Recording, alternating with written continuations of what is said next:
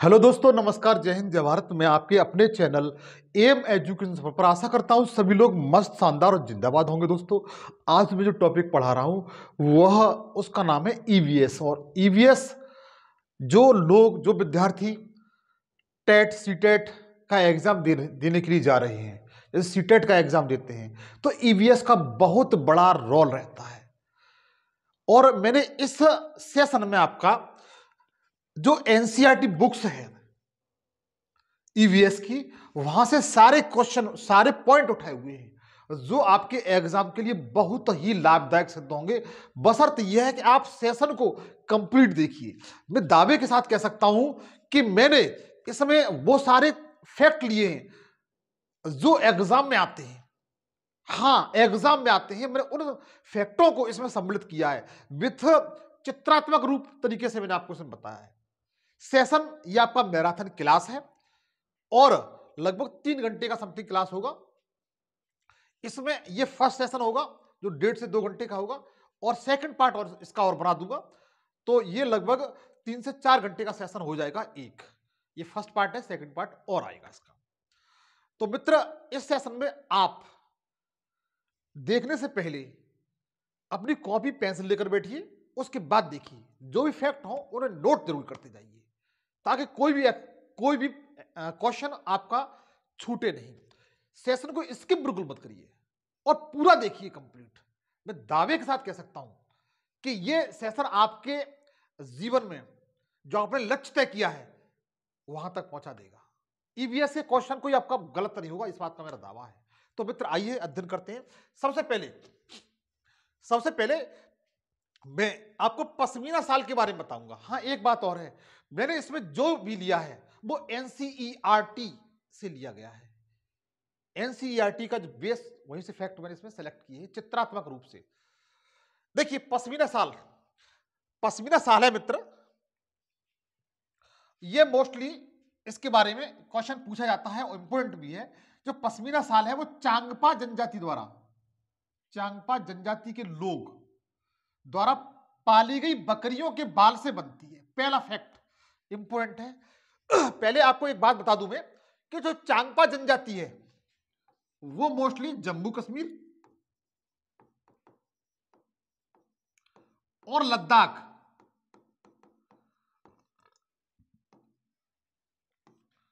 राज्यों में पाई जाती है। पहला फैक्ट।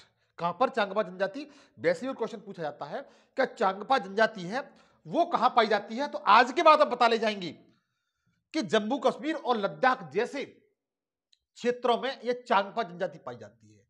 अच्छा, जो पश्मीना शाल है मित्र, ये बकरियों के बालों से, ध्यान दीजिए, बहुत से विद्यार्थी, मेरे योद्धा, भीड़ मार के चले जाते हैं कि भीड़ इट इज द राइट, क्योंकि भीड़ों के बाल से हो सकता है, वो अपना आईक्यू लगाते हैं कि हो सकता है कि भीड़ों के बाल से बनती हो, लेकिन वो क्वेश्चन गलत हो जाएगा।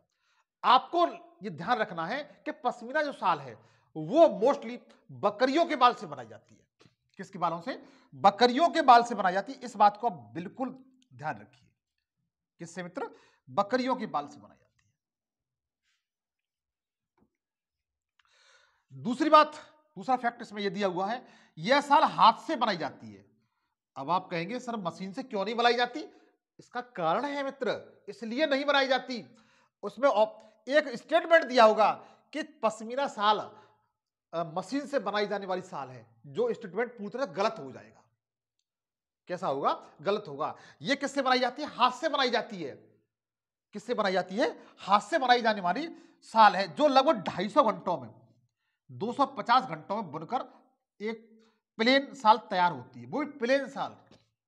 इसे बनाने में लगभग मैं जानता हूं 250 घंटे का समय लगता है। कितना लगता है? 250 घंटे का मित्र इसमें समय लगता है। ध्यान दीजिए। और किससे बनाई जाती है? हाथ से बनाई जाती है। दोनों पॉइंट याद रखेंगे आप। हाथ से बनाई जाती है और 250 घंटे का समय लगता है। बकरियों के बाल से बनाई जाती है। चांगपा जनजाति इसको बनाती है। 4 फैक्ट बता दिए मित्र मैंने आपको, और मैं जानता हूं चारों फैक्ट आप नोट कर लेंगे। आगे देखिएगा। हां, आगे मित्र दिया हुआ है कि एक पश्मीना शाल 6 स्वेटर के बराबर गर्म होती है।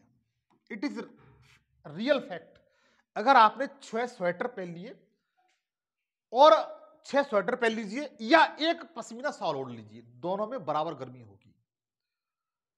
हाँ, 6 स्वेटर के बराबर 1 साल काम करती है। यहां ये बकरियां रहती हैं जो आपको चित्र में दिखाई दे रही है, ये बकरियां इनके बालों से बनती है मित्र। यहां जो बकरियां, जिस क्षेत्र में बकरियां रहती हैं, वहां का जो टेम्परेचर है, वहां का जो तापमान है, 0 डिग्री से लेकर के -40 डिग्री तक पहुंच जाता है। कितना? 0 डिग्री से लेकर के -40 डिग्री तक चला जाता है। उस क्षेत्र में ये रहती हैं। इन बालों से, इस तापमान से, -40 डिग्री का जो तापमान को से बचाने के लिए इन बकरियों के बाल ही काम आते हैं, इन बालों से। इसलिए इनकी ये सॉल होती है, बहुत गर्म होती है। आगे देखिएगा, यह बाल इतने महीन होते हैं, इन बकरियों के जो बाल होते हैं इतने महीन होते हैं कि इनके 6 बाल, इनके 6 बाल और अब हमारा तुम्हारा 1 बाल जितना मोटा होगा, मतलब बकरियों के 6 बाल ले लीजिए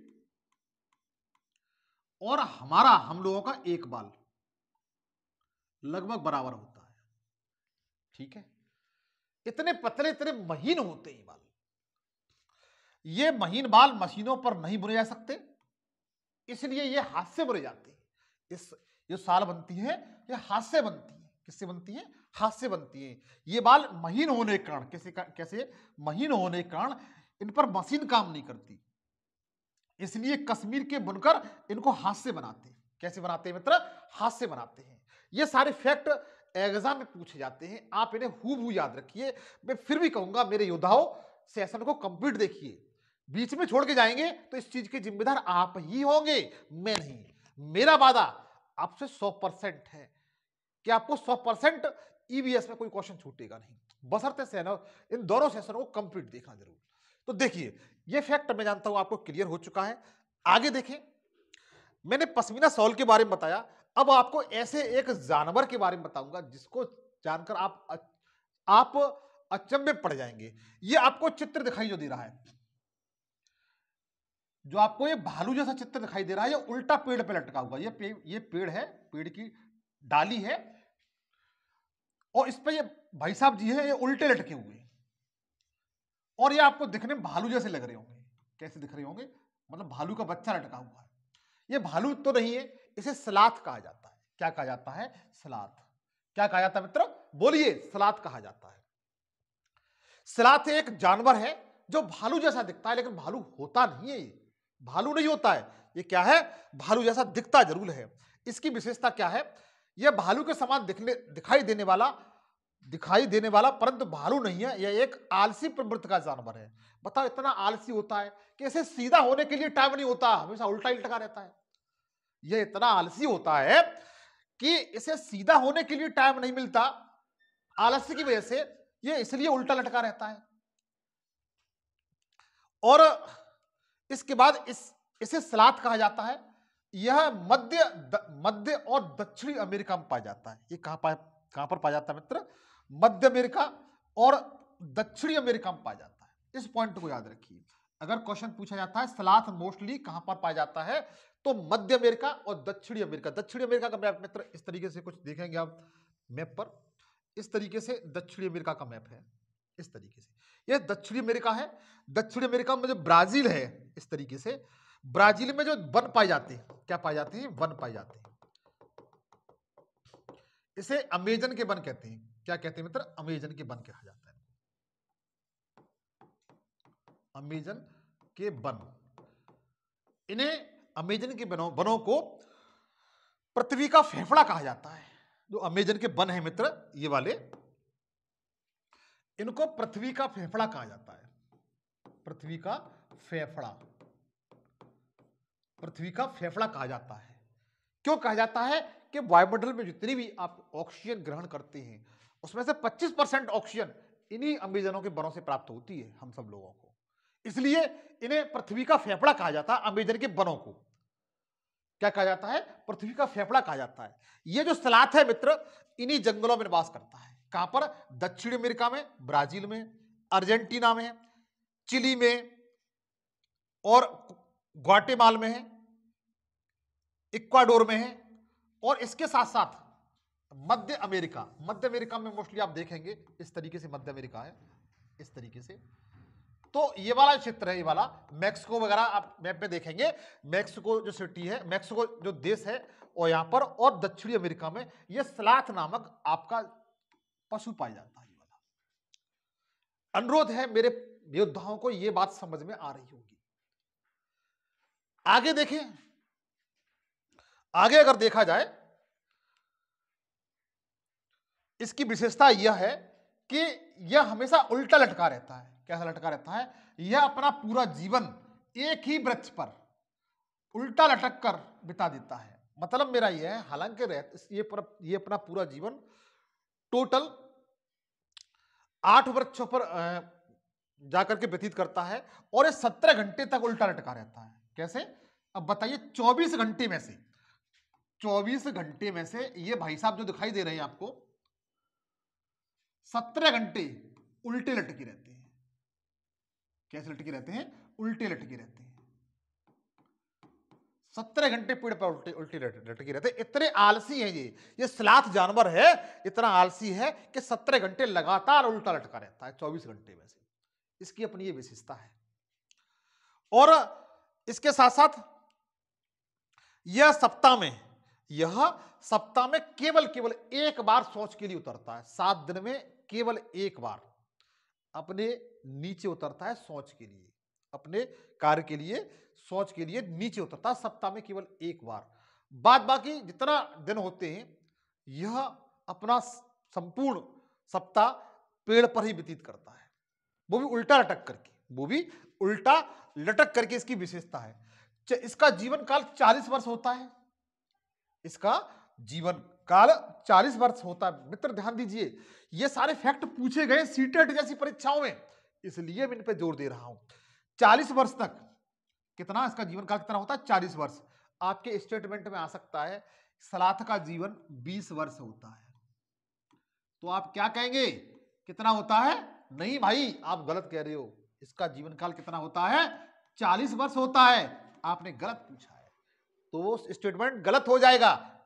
और जीवन काल में 8 वृक्षों पर यह घूमता रहता है, अपना जीवन 8 वृक्षों पर, इस तरीके से पूरा जीवन 40 वर्ष इसी पर निकल देता है, 8 वृक्षों पर। और सप्ताह में केवल एक बार शौच के लिए निकलता है। वो क्यों निकलता है? इसका एक कारण है मित्र। हर चीज के पीछे एक लॉजिक होता है, हर चीज के पीछे एक लॉजिक होता है। लॉजिक क्या है इसका? कि सप्ताह में केवल एक बार शौच के लिए इसलिए जाता है क्योंकि एक ऐसा प्राणी भी है जो एक बार में सिर्फ 30 ग्राम पत्तियां खाता है और उसे पचाने में 1 महीने का समय लगा देता है। बस एक बार में ये 30 ग्राम पत्तियां खाता, मतलब बहुत कम खाता है, और उसे पचाने में, 30 ग्राम पत्तियों को पचाने में मैं जानता हूं यह 1 महीने का समय लगा देता है। तो बताइए, 1 महीने में जब पचाएगा तो सप्ताह में एक बार तो जाएगा ही जाएगा, ये तो निश्चित है। अनुरोध है मेरे योद्धाओं को, यह बात समझ में आ चुकी होगी। आगे चले। अगर सेशन आपको प्रिय मेरे योद्धाओं आपको अच्छा लग रहा है तो आशा करता हूं, अनुरोध भी करता हूं और मेरी प्रार्थना भी आपसे, इस सेशन को दोस्तों के साथ जरूर शेयर करते हैं। और चैनल पर नए हैं तो प्लीज घंटा बजा, सबसे पहले सब्सक्राइब कर लें और घंटा बजा करके ऑल पे सेलेक्ट कर लें, ताकि ऐसे वीडियो बनाऊं उसका नोटिफिकेशन आप तक पहुंचता रहे। तो बस देख, बने रहिएगा, इस पे बने रहिए। अब हम लोग चलते हैं, इसके बारे में और क्या विशेषता है। स्लाथ जो अमेरिका के जंगलों में पाए जाने वाला भालू के समान स्तनधारी है। ये कैसा है? स्तनधारी जीव है। कैसा है? स्तनधारी जानवर है। इस बात को भी ध्यान रखेंगे, ये कैसा है? स्तनधारी है। अब देखिए, हमने स्लाथ के बारे में बताया, अब हम लोग बताते हैं हाथी के बारे में। किसके बारे में? हाथी के बारे में बताते हैं, एलिफेंट के बारे में बताते हैं मोस्टली, कि हाथी की अपनी क्या विशेषता है। तो देखिए हाथियों के बारे में बिल्कुल नोट करते हुए जाइए। हाथी के बारे में देखो, हाथी की विशेषता मित्र क्या है कि जो हाथी होते हैं वो मोस्टली झुंड में, जो हाथी हैं, 1 सेकंड, हां देखिएगा, हाथियों के झुंड में केवल हथनियां और बच्चे ही रहते हैं। ये स्टेटमेंट बिल्कुल पूछा गया है, सीटेट की परीक्षा में ये पूछा गया स्टेटमेंट है। और एक बार नहीं, 2011 से लेकर अब तक मैं जानता हूं अनेकों बार पूछा गया है कि हाथियों के झुंड में, स्टेटमेंट पूछा गया हाथियों के झुंड में हाथी और हथिनी दोनों संयुक्त रूप से रहते हैं, तो स्टेटमेंट गलत हो जाएगा। हाथियों के झुंड में मेरे मित्र केवल केवल केवल हथनियां और बच्चे रहते हैं। जब बच्चे अपनी वयस्क अवस्था में आ जाते हैं तो वो झुंड से दूर जाकर के अकेले रहने शुरू कर देते हैं। लेकिन झुंड में केवल केवल हथनियां रहती हैं और बच्चे रहते हैं। मैं जानता हूं ये सब बातें इसमें दी हुई हैं, आप समझ चुके होंगे। आगे देखिएगा, आगे यह है हाथी एक झुंड में 10 से 12, एक झुंड जो होता है हथनियों का, उसमें 10 से 12 हथनियां और बच्चे रहते हैं। एक झुंड जो आपको दिखाई दे रहा है इस तरीके का, इसमें 10 से 12 हथनियां और बच्चे रहते हैं साथ में। इतना क्लियर हुआ। उसके बाद झुंड का जो झुंड होता है, जो समूह होता है, कि सबसे बुजुर्ग जो हथनी होती है वही इसकी नेता होती है। वो क्या होती है? वही नेता होती है। वो जैसे परिवार में आज भी देखा होगा, जिसमें महिला परिवार की सदस्य होती है और जो वृद्धा हो जाती है वही उसकी नेता, परिवार की मुखिया होती है। उसी तरीके से जो हथनियों का समूह होता है उसमें सबसे वयोवृद्ध हथनी होती है, वो वही इस समूह की क्या होती है? मुखिया होती है। उसके बाद आगे देखिए, हाथी 14 से 15 साल तक जो हाथी होता है, जो बच्चा होता है, बच्चा जब बड़ा होता है 0 से लेकर के 14 से 15 साल तक वो हथनियों के झुंड में रहता है। इसके बाद वो झुंड को छोड़कर अकेला रहने लगता है। वही बात मैंने आपको बताई है, कोई अलग तो नहीं बताई मैंने आपको, वही बात मैंने आपको बताई है जिसे आप सुन चुके हैं और नोट भी कर चुके होंगे। आगे देखिए, आगे हम बताते हैं बाघ के बारे में। अच्छा, मेरा क्वेश्चन है हाथियों के बारे में। भारत का वह राज्य जिसमें सबसे अधिक हाथी पाए जाते हैं, सबसे अधिक हाथी पाए जाते हैं। हाथी कीचड़ में रहना पसंद करता है। हाथी है कीचड़ में रहना बहुत पसंद करता है। 24 घंटे में से 2 से 4 घंटे आराम करता है, शेष अपना वह इधर उधर घूमने में, कीचड़ में अपना समय व्यतीत कर देता है। क्योंकि हाथी के अंदर गर्मी बहुत होती है, इसलिए कीचड़ में जाकर के अपने आप को ठंडा फील कराने के लिए कीचड़ में चला जाता है। 24 घंटे में से 2 से 4 घंटे केवल आराम करता है। इसके कान बड़े बड़े इसलिए होते हैं क्योंकि इनसे वो अपने शरीर को हवा कर सके। इसके अंदर बहुत गर्मी होती है। और एक बार में हाथी, एक बार में क्वेश्चन पूछा गया है, मतलब ध्यान दीजिए, एक सेकंड, क्वेश्चन पूछा गया है, इसमें मैंने सबमिट नहीं किया, कि जो हाथी होता है, जो हाथी होता है मेरे मित्र, वो एक बार में हाथी एक बार में 100 kg पत्तियां खा जाता है, पत्तियां खा जाता है। मतलब हाथी एक बार में जो खाना खाता है ना, तो एक बार में 1 कुंतल, इसे 1 कुंतल भी लिख सकते हैं, 1 कुंतल पेड़ की डालियां, पत्तियां खा जाता है। यह बात बिल्कुल निश्चित है, इतना खाना खाता है, यह इतना खाना खाता है। एक बार में यह 1 कुंतल या 100 किलो पत्तियां खा जाता है। और इसके कान बड़े बड़े इसलिए होते हैं क्योंकि इसके अंदर गर्मी होती है और इनके कानों से ये हवा करता रहता है। मेरा क्वेश्चन आपसे यह था मित्र कि भारत का वह कौन सा राज्य है जिसमें हाथियों की संख्या सबसे ज्यादा पाई जाती है? यह आपको कमेंट सेक्शन में बताना है। आगे चलें बाघ की तरफ। अब बाघ को हम देखते हैं। यह बाघ आपको दिखाई दे रहा है, ये क्या है? बाघ महोदय हैं। इनकी विशेषता क्या है? बाघ अंधेरे में, बाघ जो होता है यह अंधेरे में हमसे 6 गुना बेहतर देख सकता है। अगर हम मान के चलिए हम 10 मीटर अंधेरे में देख सकते हैं, तो बाघ अंधेरे में 60 मीटर देख सकता है। यह इसकी अपनी एक विशेषता है मित्र। क्या है? विशेषता है, क्योंकि यह अंधेरे में भी अपना शिकार बहुत आराम से कर सकता है, क्योंकि यह हमसे 6 गुना बेहतर देख सकता है। बाघ का गुर्राना 3 किलोमीटर दूर तक सुनाया सकता है। अगर आपके क्षेत्र में 3 किलोमीटर दूर पर कहीं बाघ घुर्रा रहा है, तो 3 किलोमीटर दूर से ही आप इसकी घुर्राहट की आवाज सुन सकते हैं। यह इसकी अपनी एक विशेषता है। और इसके बाद बाघ के दोनों कान बाहर की आवाज इकट्ठा करने के लिए अलग अलग दिशाओं में बहुत ज्यादा घूम जाते हैं। ये भाई साहब महोदय ने ये बताया है, इन भाई साहब के जो कान हैं,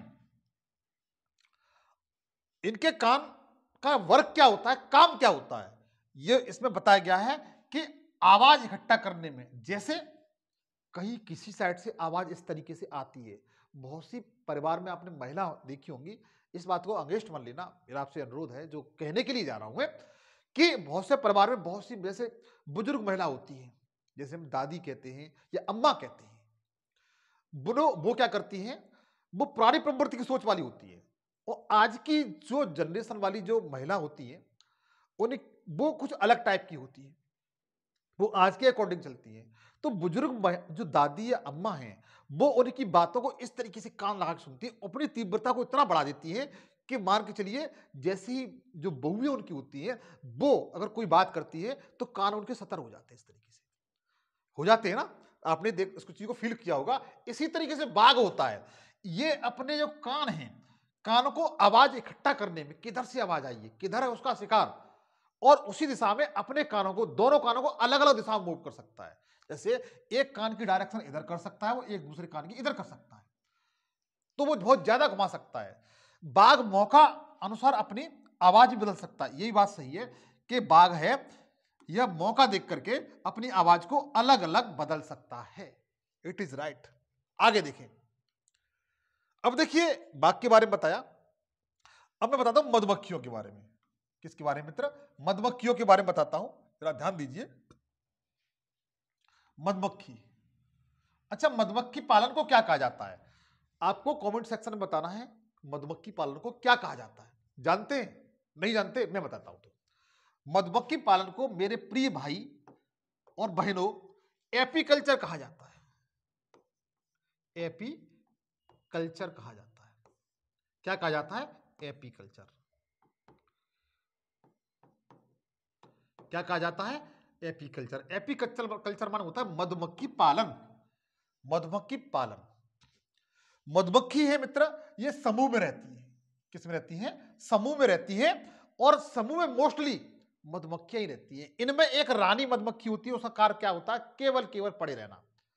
शेष मधुमक्खियों का काम जो होता है वो शहद को लाना और छत्ते की देख रेख रखना, बच्चों का पालन पोषण करना। लेकिन इसमें एक रानी मधुमक्खी होती है, उसका कार्य क्या होता है? केवल बच्चे देना और पड़े रहना। इनकी अपनी विशेषता क्या है मित्र? देखिए, मधुमक्खी एक सामाजिक कीट है, जैसे मनुष्य एक सामाजिक कीट प्राणी है। मनुष्य कैसा होता है? एक सामाजिक प्राणी है। मनुष्य क्या है? एक सामाजिक प्राणी है। ऐसे ही जो मधुमक्खी है वो भी एक सामाजिक कीट है। ये स्टेटमेंट पूछा जा गया है। मधुमक्खी कैसी है? एक सामाजिक कीट है। इनमें एक रानी मक्खी होती है। छत में जो मधुमक्खी का जो छत्ता होता है, जैसे ये फॉर एग्जाम्पल के लिए, इसमें एक रानी मधुमक्खी होती है। छत्ते में कुछ नरों को ड्रोन कहा जाता है। पूछा गया है कि मधुमक्खी जो नर होते हैं उनको क्या कहा जाता है? ड्रोन कहा जाता है। क्या कहा जाता है? ड्रोन कहा जाता है। उसमें कुछ ड्रोन होते हैं, कुछ मधुमक्खियां का काम करने वाली होती है। इसमें से कुछ मधुमक्खियां होती है वो केवल काम करने वाली होती है। कैसी होती है? काम करने वाली होती है। अच्छा, अगर आप चाहो तो इसका, इन सब चीजों का स्क्रीनशॉट भी ले सकते हैं, कोई दिक्कत नहीं है। मैं साइड से थोड़ा हट जाया करूंगा। आगे चले। मधुमक्खी के डंक में फार्मिक अम्ल होता है। देखिए ध्यान दीजिए, शायद मैं जानता हूं अधिकांश आप में से जो लोग होंगे उनमें से मधुमक्खियों ने जरूर काटा होगा आप में से किसी को। और जो काटते हैं तो इस तरीके से, जैसे हमारी भुजा है, बाह है, इसे बाह बोलते हैं, भुजा बोलते हैं, ये बाह है। ये इस तरीके से डंक मारती है, जो आपको इस छोटे चित्र में दिखाई दे रहा है। इस तरीके से ये डंक इस तरीके से मारती है। और इसके डंक में क्या होता है? फार्मिक अम्ल होता है। क्या होता है मित्र? फार्मिक अम्ल होता है। ध्यान रखेंगे, bee's sting contains formic acid. जब जिसके कारण, इस फार्मिक एसिड के कारण हमारे जिस बॉडी पार्ट में काटती है, वहां जगह, उस जगह स्वेलिंग आ जाती है, सूजन आ जाती है, स्वेलिंग आ जाती है। तो मधुमक्खी के जो हम लोग काटती है डंक में क्या होता है? फार्मिक अम्ल होता है। क्या होता है? फार्मिक एसिड होता है। इस बात को आप बिल्कुल याद रखेंगे, क्वेश्चन पूछा जाए तो बता सकते हैं। मधुमक्खी ज्यादातर, देखो मित्र यहां से स्टेटमेंट से क्वेश्चन आया हुआ है, बिल्कुल पूछा गया है, बिल्कुल ध्यान दीजिए। इसके आप इसको स्किप मत करिए और छोड़ के मत जाइए, पूरा सेशन देखिए, बहुत ही महत्वपूर्ण है मित्र। मधुमक्खी ज्यादातर लीची के फूल पर मंडराती है। आपने इस बात को देखा होगा कि मधुमक्खियां जो होती हैं वो फूलों पर मंडराती हैं। हालांकि गांव में आपने सरसों के फूलों पर देखा होगा अधिकांश मंडराते हुए, लेकिन सर्वाधिक मात्रा में पूछा जाए कि सर्वाधिक मात्रा में किस फूलों पर वो मंडराना पसंद करती हैं, तो लीची के फूलों पर। किस पर मित्र? लीची के फूलों पर मंडराना ज्यादा पसंद करती है, क्योंकि लीची का जो फूल होता है मित्र वो फरवरी के महीने में खिलता है। ये दोनों क्वेश्चन पूछे गए हैं कि आप ये बताइए कि जो लीची का फूल है वो कब खिलता है, तो फरवरी के महीने में खिलता है। और मधुमक्खियां किस पेड़ के फूल पर बैठना पसंद करती हैं, तो बता सकते हैं लीची के फूल पर। ये दोनों स्टेटमेंट पूछे गए, आशा है समझ में आ चुका। उसके बाद चले आगे। जो मधुमक्खियां हैं ये अक्टूबर से लेकर के दिसंबर के बीच में अंडे देती हैं। इस बात को याद रखिए, अक्टूबर से लेकर के दिसंबर के बीच में अंडे देती हैं। और इसी टाइम पर लोग अधिकांशतः इसके छत्ते को मार नष्ट करके शहद निकालते हैं। क्या निकालते हैं? शहद निकालते हैं। इस बात को भी ध्यान रखिए सर्दियों के मौसम में। सॉरी, आगे देखिए। छत्ते में एक रानी मधुमक्खी होती है, कुछ नर मधुमक्खी तथा बहुत सारी काम करने वाली मधुमक्खियां पाई जाती हैं, जो इस तरीके से रहती है जो आपको चित्र में दिखाई दे रही है। आगे देखिए, कुछ और बातें हैं। जब एक मधुमक्खी को रस का पता चलता है, बहुत अच्छा स्टेटमेंट है, आप देखकर खुश हो जाओगे। मधुमक्खी के रस का पता चलता है जब एक मधुमक्खी को, तो वह एक तरह का नृत्य करने लगती है। क्या करने लगती है? नृत्य करने लगती है। उस नृत्य को देख करके अन्य जो मधुमक्खियां वो समझ जाती है कि ये हमें बुला रही है। फोन नहीं कर सकती है, हालांकि इनके पास फोन नहीं होता है आपकी तरह से। ये केवल अपना सिंबल छोड़ती है एक अलग तरह का नृत्य करके, जिससे क्या होता है कि और शेष मधुमक्खियां होती है वो इसकी तरफ आने लगती है और वहां से उस फूल से रस चूस करके शहद निकालती है। मेन बात ये है। तो देखिए, जब एक मधुमक्खी को रस का पता चल जाता है तो एक तरह का नृत्य करती है, जिससे दूसरी मधुमक्खियों को पता चल जाता है। आज भी आपने गांव में देखा होगा, जब आप छोटे होंगे, गांव के मूल निवासी होंगे, तो जब बच्चे समूह में खेलते हैं तो समूह में से किसी एक बच्चे को कोई वस्तु दूर जाके दिखाई दे जाती है, तो वो उसके पास जाता है और उसे प्राप्त करके, उसे उठा करके वो बहुत खुश होता है, खुशी का नृत्य करने लगता है, जिससे सारे बच्चे क्या करते हैं, उसकी तरफ देख भागने लगते हैं। फिर क्या करने लगते हैं? भागने लगते हैं, देखने लगते हैं इसे क्या मिल गया है ऐसा चीज। तो वही कार्य मधुमक्खियां करने लगती हैं। अनुरोध है, ये बात मेरी समझ में आ चुकी होगी आपको। अच्छा, इनका पालन पोषण भी किया जाता है। क्या किया जाता है? इनको पाला भी जाता है। इनके बारे में थोड़ा सा और देख लेते हैं, पालते कैसे हैं इनको। देखिए, मधुमक्खी पालने हैं तो एक बॉक्स का प्रयोग करते हैं। मधुमक्खी को पालने के लिए एक बॉक्स का प्रयोग करते हैं। बॉक्स है ये, क्या है? बॉक्स है, और इसकी कीमत लगभग 2000 रुपए होती है। कितनी होती है? इस बॉक्स की कीमत लगभग 2000 रुपए होती है। इस बॉक्स में ये पूछा गया है, इस बॉक्स में किसका गोल्ड चढ़ाया जाता है, किसका गोल्ड डाला जाता है? तो इसमें चीनी का मीठा गोल्ड डाला जाता है। किसका? चीनी का मीठा गोल्ड डाला जाता है। जो बॉक्स है, बॉक्स में चीनी का मीठा गोल्ड डाला जाता है। क्या डाला जाता है? चीनी का मीठा गोल्ड डाला जाता है। इस बात को याद रखिएगा, नमक का नहीं डाला जाता, केवल चीनी का डाला जाता है। इसके बाद दवा भी छत्ते की साफ करने हेतु काम आती है, और एक दवा होती है जो छत्ते को साफ करने के लिए काम आती है, जिससे शहद बड़ी आसानी से निकल आता है। आगे चले।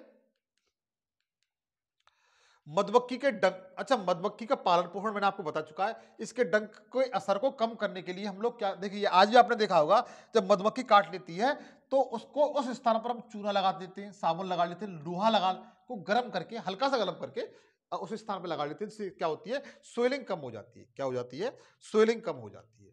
उसके बाद हम लोग चींटियों के बारे में अध्ययन करेंगे। देखिए, ये आपको चींटी दिखाई दे रही है, इसके 3 जोड़े पैर होते हैं। कितने होते हैं? 3 जोड़े पैर होते हैं। क्या होते हैं? 3 जोड़ी पैर होते हैं। जो मधुमक्खी होती है मित्र, सॉरी, चींटियां होती है, इनके 3 जोड़ी पैर होते हैं। अब लोग चींटियों के बारे में अध्ययन करेंगे। तो देखिए, पहला फैक्ट मैंने आपको बता ही दिया, इसके 3 जोड़ी पैर होते हैं। चींटियां, दीमक, ततैया, ये तीनों समूह में रहते हैं। कैसे रहते हैं? समूह में रहते हैं। चींटियां, दीमक और ततैया ये कैसे रहते हैं? समूह में रहते हैं। इस बात को आप लोग याद रखिए। आगे देखिएगा, हम लोग मोर के बारे में अध्ययन करेंगे। मोर भारत का एक राष्ट्रीय पक्षी है। नीले रंग का मोर, कैसा? वो भी नीले रंग का, नीले रंग का, नीले रंग का मोर होता है। भारत का क्या है? राष्ट्रीय पक्षी है। बताओ किसकी समझ में नहीं आ रहा है? इसे राष्ट्रीय पक्षी कब घोषित किया गया वो भी आपको बताता हूं। चिंता न करें, बस बने रहिए सेशन में, आपको सब कुछ मिलेगा, आप बिल्कुल परेशान ना हो। तो देखिए, यह भारत का एक राष्ट्रीय पक्षी है। Peacock is the national bird of India.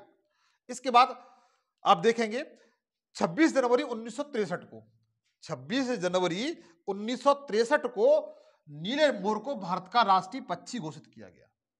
क्या घोषित किया गया? राष्ट्रीय पक्षी घोषित किया गया। कब घोषित किया गया?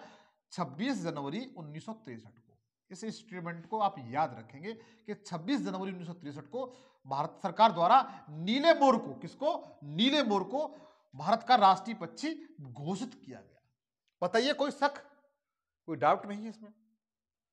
आज के बाद आप याद कर ले जाएंगे, और सीटेट जैसी परीक्षा में असंख्य बार पूछा जाता है। आगे देखें, सॉरी, केवल नर मोर को ही पीकॉक कहते हैं। केवल जो नर मोर होता है उसे ही पीकॉक कहा जाता है, लेकिन मादा जो मोर होता है उसे पीहेन कहा जाता है। क्या कहा जाता है? पीहेन कहा जाता है। और इसके बच्चे को पीचिक्स कहा जाता है। क्या कहा जाता है? पीचिक्स कहा जाता है। तो ये तीनों बातें आप लोग याद रखेंगे। मोर को पीकॉक कहा जाता है, मादा को पीहेन कहा जाता है, इसके बच्चे को पीचिक्स कहा जाता है। उसके बाद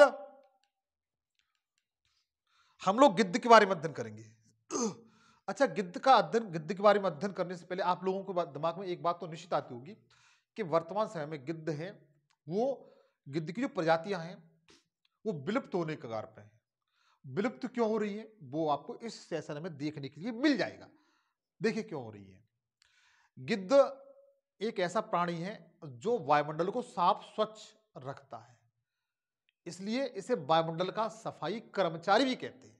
क्या कहते हैं? सफाई कर्मचारी भी इसे कहा जाता है। आपसे मेरा क्वेश्चन ये है, अगर आप जानते हैं तो बताइए जस्ट कमेंट सेक्शन में, कि राष्ट्रीय गिद्ध संरक्षण अनुसंधान केंद्र भारत के किस राज्य में है? आपको ये बताना है। मैं नोट कर देता हूं मेरे भाई, कि राष्ट्रीय गिद्ध संरक्षण अनुसंधान केंद्र किस राज्य में है? आप राज्य बता दीजिए, बस केवल ओनली राज्य बता दीजिए किस राज्य में है। तो देखो, ये आपको कमेंट सेक्शन में बताना है। हम लोग गिद्ध के बारे में अध्ययन करते हैं। गिद्ध मरे हुए जानवरों को खाकर पर्यावरण को स्वच्छ रखते हैं, इसलिए इन्हें पर्यावरण का सफाई कर्मी कहा जाता है। नहीं समझ में आया? बताता हूं। जो गिद्ध होते हैं मेरे मित्र, मरे हुए जानवर को खाते हैं। किसको खाते हैं? मरे हुए जानवरों को खा करके पर्यावरण को साफ कर देते हैं, इसलिए इन्हें क्या कहा जाता है? पर्यावरण का, इसलिए इन्हें पर्यावरण का सफाई कर्मी कहा जाता है। पर्यावरण का सफाई कर्मी कहा जाता है। नोट कर लीजिए आप, इनको क्या कहा जाता है? पर्यावरण का सफाई कर्मी कहा जाता है। आगे देखें, गिद्ध मृत पशुओं के शवों को खाकर पर्यावरण प्रकृति को सफाई करते हैं, इसलिए इन्हें प्रकृति का सफाई करता भी कहा जाता है। क्लियर हुआ? उसके बाद गिद्ध क्यों नहीं दिखाई देते? जस्ट मैंने आपको बताया गिद्ध क्यों नहीं दिखाई देते। वो इसलिए दिखाई नहीं देते क्योंकि एक दवा है, एक मेडिसिन है, जिसका नाम क्या है? डाइक्लोफेनाक। क्या नाम है इसका? डाइक्लोफेनाक। क्या है नाम इसका? डाइक्लोफेनाक। आप इस पॉइंट को याद रखेंगे। ऐसा होता है, मैं तुम्हें सीधी सी भाषा में बात बताऊं मित्र, कि जैसे कोई पशु है, गाय हुई, भैंस हुई, बकरी हुई, या भेड़ हुई, या ऊंट हुआ, कोई जो पालतू पशु होते हैं, पेट एनिमल्स होते हैं, उनको यदि किसी प्रकार की बीमारी हो जाती है तो डॉक्टर मोस्टली इसी दवा का प्रयोग करते हैं उनके दर्द निवारण के लिए। उनके दर्द निवारण के लिए इसी दवा का प्रयोग करते हैं। डाइक्लोफेनाक नमक जो है मेडिसिन होती है उसका प्रयोग करते हैं, उसे जानवर को खिला देते हैं। XYZ वो जानवर मर जाता है, लेकिन उसका असर जो मरी हुई पेट जानवर होता है उसके असर उसके बॉडी में रहता है। गिद्ध क्या करते हैं, जब पता चलता है कि जानवर मरा हुआ पड़ा हुआ तो उसे खा लेते हैं। इसे खाने से जानवर तो मर ही गया, लेकिन गिद्ध की भी मौत हो जाती है। इसलिए इनकी संख्या निरंतर क्या हो रही है, घट रही है। क्या हो रही है, घट रही है। इसलिए ये गिद्ध ही मर जाते हैं। ये बात आपको समझ में आ चुकी होगी। आगे चले हम। अब हम बात करेंगे, अगला पॉइंट है कठफोड़वा। कठफोड़वा, कठ माने होती है लकड़ी और फोड़ने वाला फोड़वा माने होता है फोड़ने वाली, फोड़ने वाला चिड़िया। कठ माने क्या होती है मित्र, लकड़ी होती है, और फोड़वा चिड़िया मतलब फोड़ने वाली चिड़िया। जैसे ये आपको पेड़ का तना दिखाई दे रहा होगा, ये क्या दिखाई दे रहा है, तना। ये मित्र क्या है, पेड़ का तना दिखाई दे रहा है। इस जो चिड़िया आपको दिखाई दे रही है प्यारी सी सुंदर सी, ये इसकी चोंच इतनी मजबूत हो है, ये इतनी मजबूत होती है कि इस चोंच से इसे मार मार के इस तरीके से इसमें ये होल कर देती है, छेद कर देती है। ये क्यों करती है, दो कारण से करती है। इसलिए करती है, पहले तो नंबर निवास के लिए, अपना घोंसला बनाती है। दूसरा, अगर पेड़ के अंदर कीड़े होते हैं उसे खाने के लिए भी करती है। दो कार्य के लिए कार्य करती है। तो देखिएगा, कठफोड़वा चिड़िया पेड़ों के तनों में छेद करके उसमें छिपे कीड़ों को खाती है और अपना घोंसला पेड़ पेड़ में ही बना लेती है, पेड़ के तने में ही बना लेती है, पेड़ के तने में ही बना लेती है। कठफोड़वा पेड़ के तने में छेद बनाता है और वहां छिपे हुए कीड़ों को खा जाता है। ये बात आपकी समझ में आ चुकी होगी।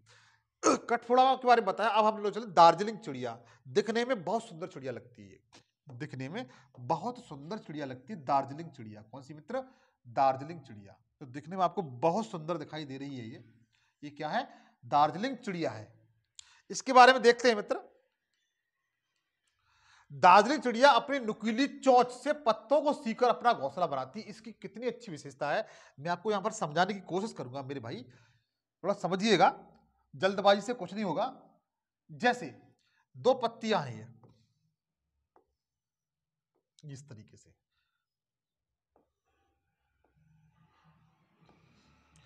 ये क्या करती है कि कहीं से घास का तिनका लेकर के आती है। तो दार्जिलिंग चिड़िया है वो अपनी चोंच से, जैसे एक छेद ये कर दिया, एक छेद ये कर दिया, इस तरीके से इसको सिल देती है छेद से, इस तरीके से, इस तरीके से सिल देती है, और इस तरीके से पेड़ पत्ता लाकर इस तरह सिल देती है। तो क्या हो, उससे पत्ते से क्या करती है, फिर इसमें अपना एक घोंसला बना लेती है। क्या बना लेती है, घोंसला बना लेती है। इससे क्या बन जाता है, इसका घोंसला बन जाता है। तो पत्तों को सीकर अपना क्या बनाती है मित्र, घोंसला बनाती है। ये बात आपकी समझ में आ चुकी। ये कौन सी चिड़िया है, दार्जिलिंग चिड़िया है। इस चिड़िया का नाम क्या है, दार्जिलिंग चिड़िया। क्वेश्चन पूछा जाएगा कि आप ये बताइए ऐसी कौन सी चिड़िया है जो पत्तों को सिलकर अपना घोंसला बना लेती है। तो बता सकते हैं दार्जिलिंग चिड़िया। कौन सी मित्र, दार्जिलिंग चिड़िया है। अनुरोध है ये बात आपकी समझ में आ रही होगी। आगे देखें। अच्छा, कुछ बातें हैं जो आपको ध्यान देनी है। क्या तुमने कभी ध्यान दिया है कि पक्षियों के उड़ने, चलने और गर्दन घुमाने के तरीके अलग अलग होते हैं। कैसे होते हैं, अलग अलग होते हैं। वो कैसे कैसे होते हैं वो जरा ध्यान दीजिए। जैसे मैना देखते हैं, मैना के बारे में जानते हैं। मैना ये चिड़िया है ये। अच्छा, एक बात बोले आपसे, अगर आप गांव में रहते हैं तो इस चिड़िया को किस नाम से जानते हैं बताइए।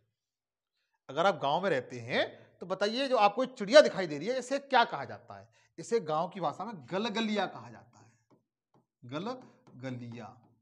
हालांकि आएगा नहीं, सीटेट में नहीं आएगा, लेकिन मैना को गलगलिया कहते हैं। ठीक है, अब देख इसकी क्या विशेषता है। मैना झटके से अपने गर्दन को आगे पीछे कर सकती है। इसके अंदर इतनी पावर होती है कि एक झटके में ही अपने गर्दन को तुरंत इधर से उधर कर सकती है, इस तरीके से, और इतनी फास्ट तरीके से और कोई पक्षी नहीं कर सकता है जितनी मैना कर सकती है। अब हम लोग पढ़ते हैं फाख्ता के बारे में। किसके बारे में मित्र, फाख्ता के बारे में। फाख्ता कैक्टस नहीं है, फिर ये फाख्ता ही है मित्र। क्या है, फाख्ता। फाख्ता के बारे में पढ़ेंगे। फाख्ता की विशेषता क्या है कि जो फाख्ता होता है वो कैक्टस के कांटों के बीच या मेहंदी के पेड़ों के बीच अपना घोंसला बनाता है। जो फाख्ता आपको ये दिखाई दे रहा है, ये गांव की भाषा में से हरियल बोला जाता है।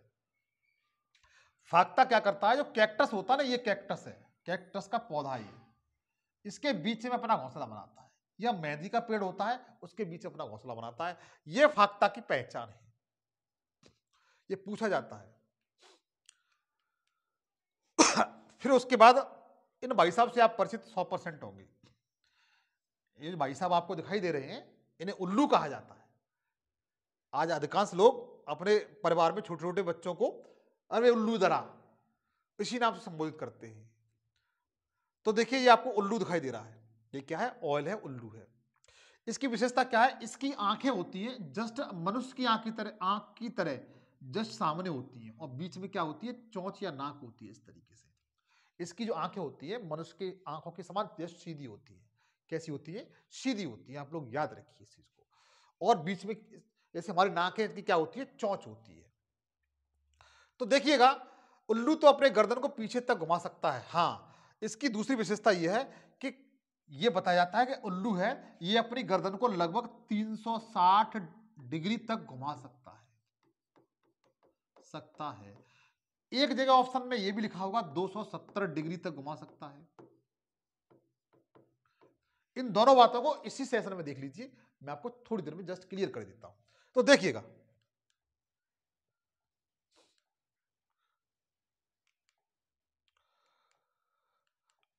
देखिए उल्लू की आंखें मनुष्य की तरह सीधी होती हैं। कैसी होती है, सीधी होती है। उल्लू की जो आंखें होती हैं वो मनुष्य की तरह कैसी होती है मित्र, बिल्कुल सीधी होती हैं, जो मैंने आपको बताया। उल्लू सुनसान जगह में, उल्लू जो होता है यह सुनसान जगह में और सूखे पेड़ पे अपना घोंसला बनाता है और रात्र में ये जागता है। देखिए मित्र, आपको यहाँ पर कुछ बातें ऐसी बताऊंगा जो बहुत रोचक है। उल्लू की आंखें मनुष्य के समान होती है, जानते ही आप। उल्लू सुनसान जगह, जैसे आपने देखा होगा कहीं पर भी जहां पर हलचल मनुष्य के वातावरण से ये बहुत दूर रहता है, और एकांत में कोई पेड़ खड़ा हो, वो भी सूखा पेड़ खड़ा हो, कैसा, सूखा पेड़ खड़ा हो, उस पर अपना घोंसला बनाता है और एकांत में रहता है, बिल्कुल सुमसाम जले में। कोई कोई किसी से मतलब नहीं, कोई किसी से मतलब नहीं होता इसे। और जब तो आपने देखा हो फिल्में होती हैं, जो डरावनी फिल्में होती हैं, भूतों की फिल्में होती हैं, उनमें उल्लू दिखाया जाता है। वो इसलिए दिखाया जाता है क्योंकि ये एकांत में रहता है। मोस्टली कहां रहता है, एकांत में रहता है। और इसकी दूसरी विशेषता यह है कि यह रात्र में ही, कब, रात्र में ही निकलता है, दिन में नहीं निकलता है। और तीसरी विशेषता इसकी यह है कि यह अपनी गर्दन को 360 डिग्री तक घुमा सकता है, जो लगभग है, कितना, लगभग यह अपनी गर्दन को लगभग 360 डिग्री तक घुमा सकता है। लेकिन रियल तरीके से जो घुमाता है वो 270 डिग्री तक घुमा पाता है। लेकिन किसी परिस्थितियों में यह अपनी गर्दन को 360 डिग्री तक घुमा सकता है। तो 360 डिग्री लगभग लगभग में लिख सकते हैं हम, लेकिन इसका जो करेक्ट है वो 270 डिग्री, इसकी राइट आंसर है इसका। अच्छा, दूसरी एक विशेषता इसकी और है, कौवा और उल्लू की जाति दुश्मनी होती है। जो कौवा होता है, कौवा और उल्लू की जाति दुश्मनी है। अगर कौवे को दिन में कहीं ये दिखाई दे गया उल्लू, तो इन दोनों में निश्चित फाइट होनी है। ये आपस में एक दूसरे से झगड़ जाते हैं, ये एक दूसरे से भयंकर दुश्मन होते हैं। कैसे होते हैं, भयंकर दुश्मन होते हैं एक दूसरे के, कौवा और उल्लू। और ये एक दूसरे से बहुत तगड़े स्तर पर लड़ा करते हैं। मैं जानता हूं इस बात को आप समझ चुके होंगे। अब आगे चले हम लोग सॉरी। देखिए अब हम लोग पढ़ेंगे कलचिड़ी के बारे में। किसके बारे में, कलचिड़ी, जिसे इंडियन रॉबिन के नाम से जाना जाता है। किस नाम से, इंडियन रॉबिन के नाम से जाना जाता है। इसे कलचिड़ी एनसीईआरटी भाषा में कहते हैं, जो आपको चित्र में दिखाई दे रही है। ये एक छोटी सी प्यारी सी नन्ही सी चिड़िया है। इसकी अपनी एक अलग विशेषता बहुत अच्छी है, ये वो काम कर सकती है जो भारत के इंजीनियर तक नहीं कर सकते। देखिए क्या विशेषता है इसकी। सीटेट जैसी परीक्षा में यहां से क्वेश्चन आता है। देखिए कलचिड़ी, कलचिड़ी इसे इंडियन रॉबिन कहा जाता है। पत्थरों के बीच में घोंसला बनाती है। क्या करती है, पत्थरों के बीच में घोंसला बनाती है। क्या बनाती है मित्र, पत्थरों के बीच में घोंसला बनाती है। घोंसला घास से बना होता है और उसके ऊपर पौधों की नाजुक टहनी, जड़ें, ऊन, बाल रुई तक बिछा देती है। ठीक है, इस स्टेटमेंट को आप लोग याद रखेंगे। आगे देखें,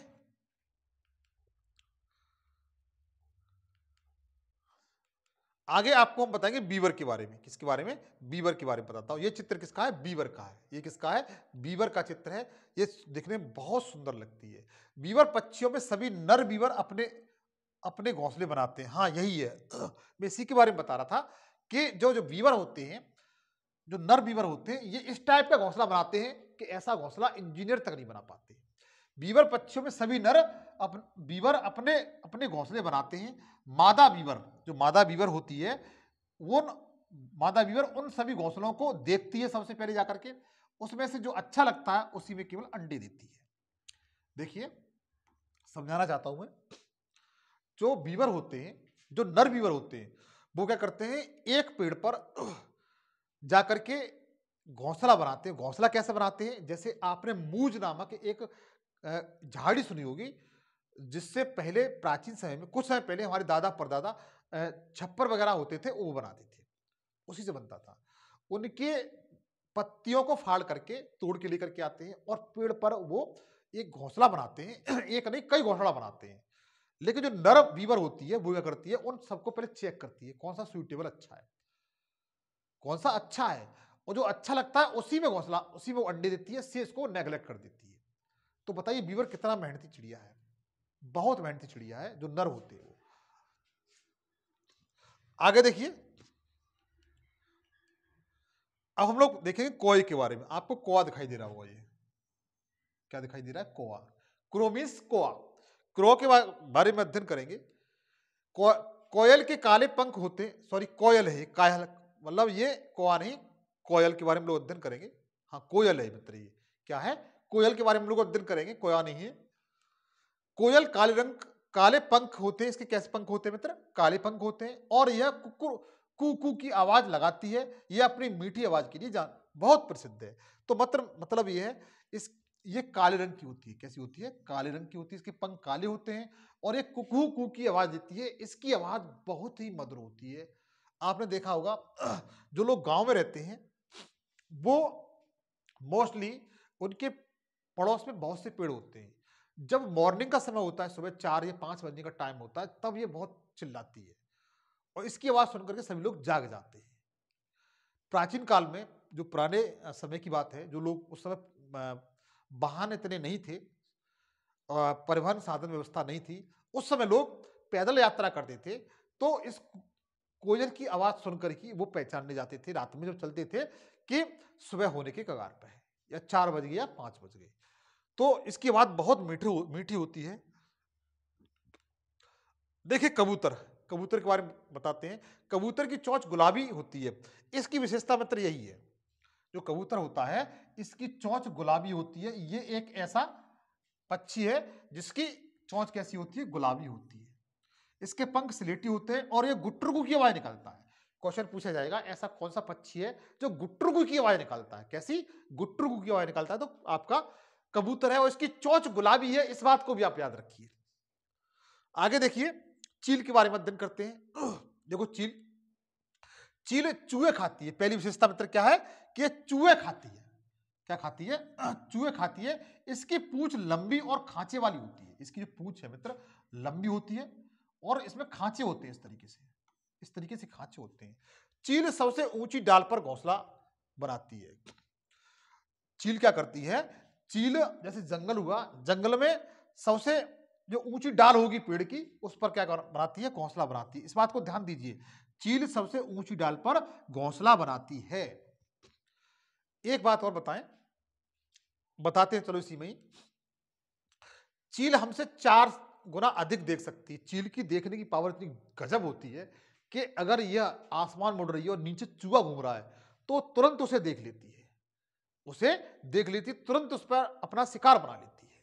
इसकी जो देखने की क्षमता है वो कितनी है? 4 गुना है। अच्छा, चीते की कितनी बताई थी मैंने? चीते की मैंने आपको कितनी बताई थी? आप ये बताइए। जो चीता होता है, बाघ होता है, बाघ की कितनी बताई थी मैंने? बाघ की देखने की क्षमता हमसे 6 गुनी बताई थी। कितनी? 6 गुनी बताई थी। चील की कितनी होती है? चील की देखने की क्षमता हमसे 4 गुनी अधिक होती है। कितनी होती है? 4 गुनी अधिक होती है। दोनों पॉइंट आप लोग याद रखिए। चील का घोंसला सबसे बड़ा, सबसे चौड़ा होता है। जितने भी पक्षी होते हैं, जितने भी पक्षी होते हैं मित्र, उनमें जो चील का घोंसला है, चील का घोंसला है वो सबसे बड़ा होता है और सबसे चौड़ा होता है। इसका घोंसला 4 से 5 फीट का होता है। कितना? 4 से 5 फीट का होता है। साल दर साल अपने घोंसले का इस्तेमाल करती है। हाँ, बहुत से जो पक्षी होते हैं वह अपना घोंसला प्रति ईयर बदलते रहते हैं, लेकिन ये ऐसा नहीं करती। यह ऐसा नहीं करती यह ऐसा नहीं करती। ये इसलिए नहीं करती क्योंकि इसका घोंसला बहुत बड़ा होता है, इसे बनाने में बहुत समय लगता है। 4 से 5 फुट लंबा होता है और यह अपना जीवन उसी घोंसले में निकाल देती है। जबकि शेष पक्षी क्या करते हैं? अपना जीवन असंख्य घोंसलों में बनाते जाते हैं और चेंज करते जाते हैं, लेकिन चील ऐसा नहीं करती है। और यह जो पेड़ होता है, जो पेड़ की सबसे ऊंची डाली होती है, उस पर अपना ये घोंसला बनाती है। अब हम लोग कौवा की तरफ चलेंगे। वही कौवा जिसकी उल्लू से क्या होती है? दोस्ती होती है। दोस्ती होती है कि दुश्मनी होती है? दुश्मनी होती है। तो देखिए कौवा के बारे में। कौवा काले पंखों वाला होता है कोयल की तरह से और कांव कांव करता है। कैसी आवाज करता है? कांव कांव करता है। कौवा ऊंची डाल पर घोंसला बनाता है। जो आप जैसे आपने देखा होगा गांव में जो पेड़ खड़ा होगा उसकी सबसे ऊंची डाल होगी, उस पर अपना घोंसला बनाता है। कौवे के घोंसले में लोहे के तार होते हैं। मतलब ये इंपॉर्टेंट है, पूछा गया है किसके घोंसले में लोहे के तार होते हैं। तो बता सकते हैं कि कौवे के घोंसले में क्या होते हैं? लोहे के तार होते हैं। और कोयला जो कोयल होती है, कौन होती है? कोयल होती है। कोयल कोए के घोंसले में अंडे देती है। कोयल एक ऐसा पक्षी है जो अपना घोंसला नहीं बनाता। कोयल एक ऐसा पक्षी है, वो घोंसला नहीं बनाता। वो क्या करती है कि वह कौवा का जो घोंसला होता है उसी में अंडे देती है। कौवा क्या करता है? क्योंकि कौवे के और कोयल के अंडे लगभग सेम होते हैं, कौवा इस बात को भूल जाता है कि ये कोए के अंडे नहीं है और वह कोयल के अंडों को सहता रहता है। जब बच्चे बाहर आते हैं तब वो कंफ्यूजन उसका दूर होता है। आप लोग इस बात को समझ चुके होंगे। दुनिया भर में कोए की लगभग 40 प्रजातियां हैं।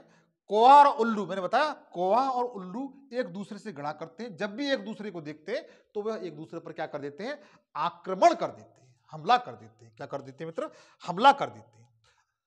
कौवा मनुष्य के चेहरे को याद रख सकता है। कौवा है एक ऐसा पक्षी है जो मनुष्य के चेहरे को याद रख सकता है। यदि आप इसके बच्चों को या इसे किसी प्रकार की चोट पहुंचाते हैं तो ये अपनी चोट से दूसरे दिन, तीसरे दिन, 8वें दिन, 15वें दिन, महीने में दिन इसको चेहरा याद रहता है और उस पर वो आक्रमण कर देता है, जिससे मनुष्य को या बच्चे को या किसी को हानि होती है। जैसे गांव में आपने देखा होगा, जब छोटे अवस्था में होंगे तो कौए के बच्चों, जो कौए का घोंसला होता था उसमें मतलब मिट्टी का ढेला मार देते या ईंटा मार देते, जिससे क्या होता था? उसका जो घोंसला होता था वो नीचे गिर जाता था, बच्चे उसके बाहर हो जाते थे। तो ऐसी कंडीशन में जो कौए होते थे वो इकट्ठे होकर के बच्चों के समूह पर आक्रमण कर देते थे। किस बच्चे ने उसको घोंसले को गिराया है, कौन पेड़ पर चढ़ा था, उसको वो घर में जाकर के उसके चोट पहुंचा के आते थे अपनी चोट से।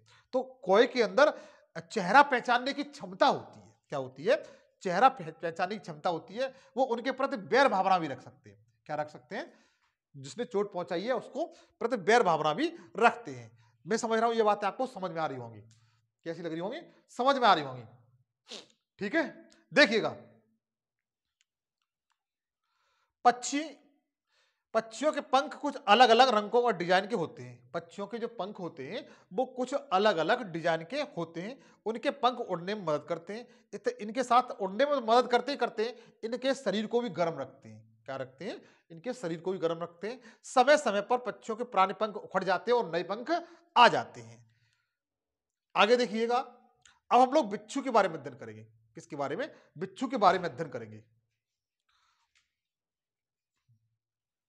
देखिए बिच्छू के बारे में हम लोग अध्ययन करेंगे।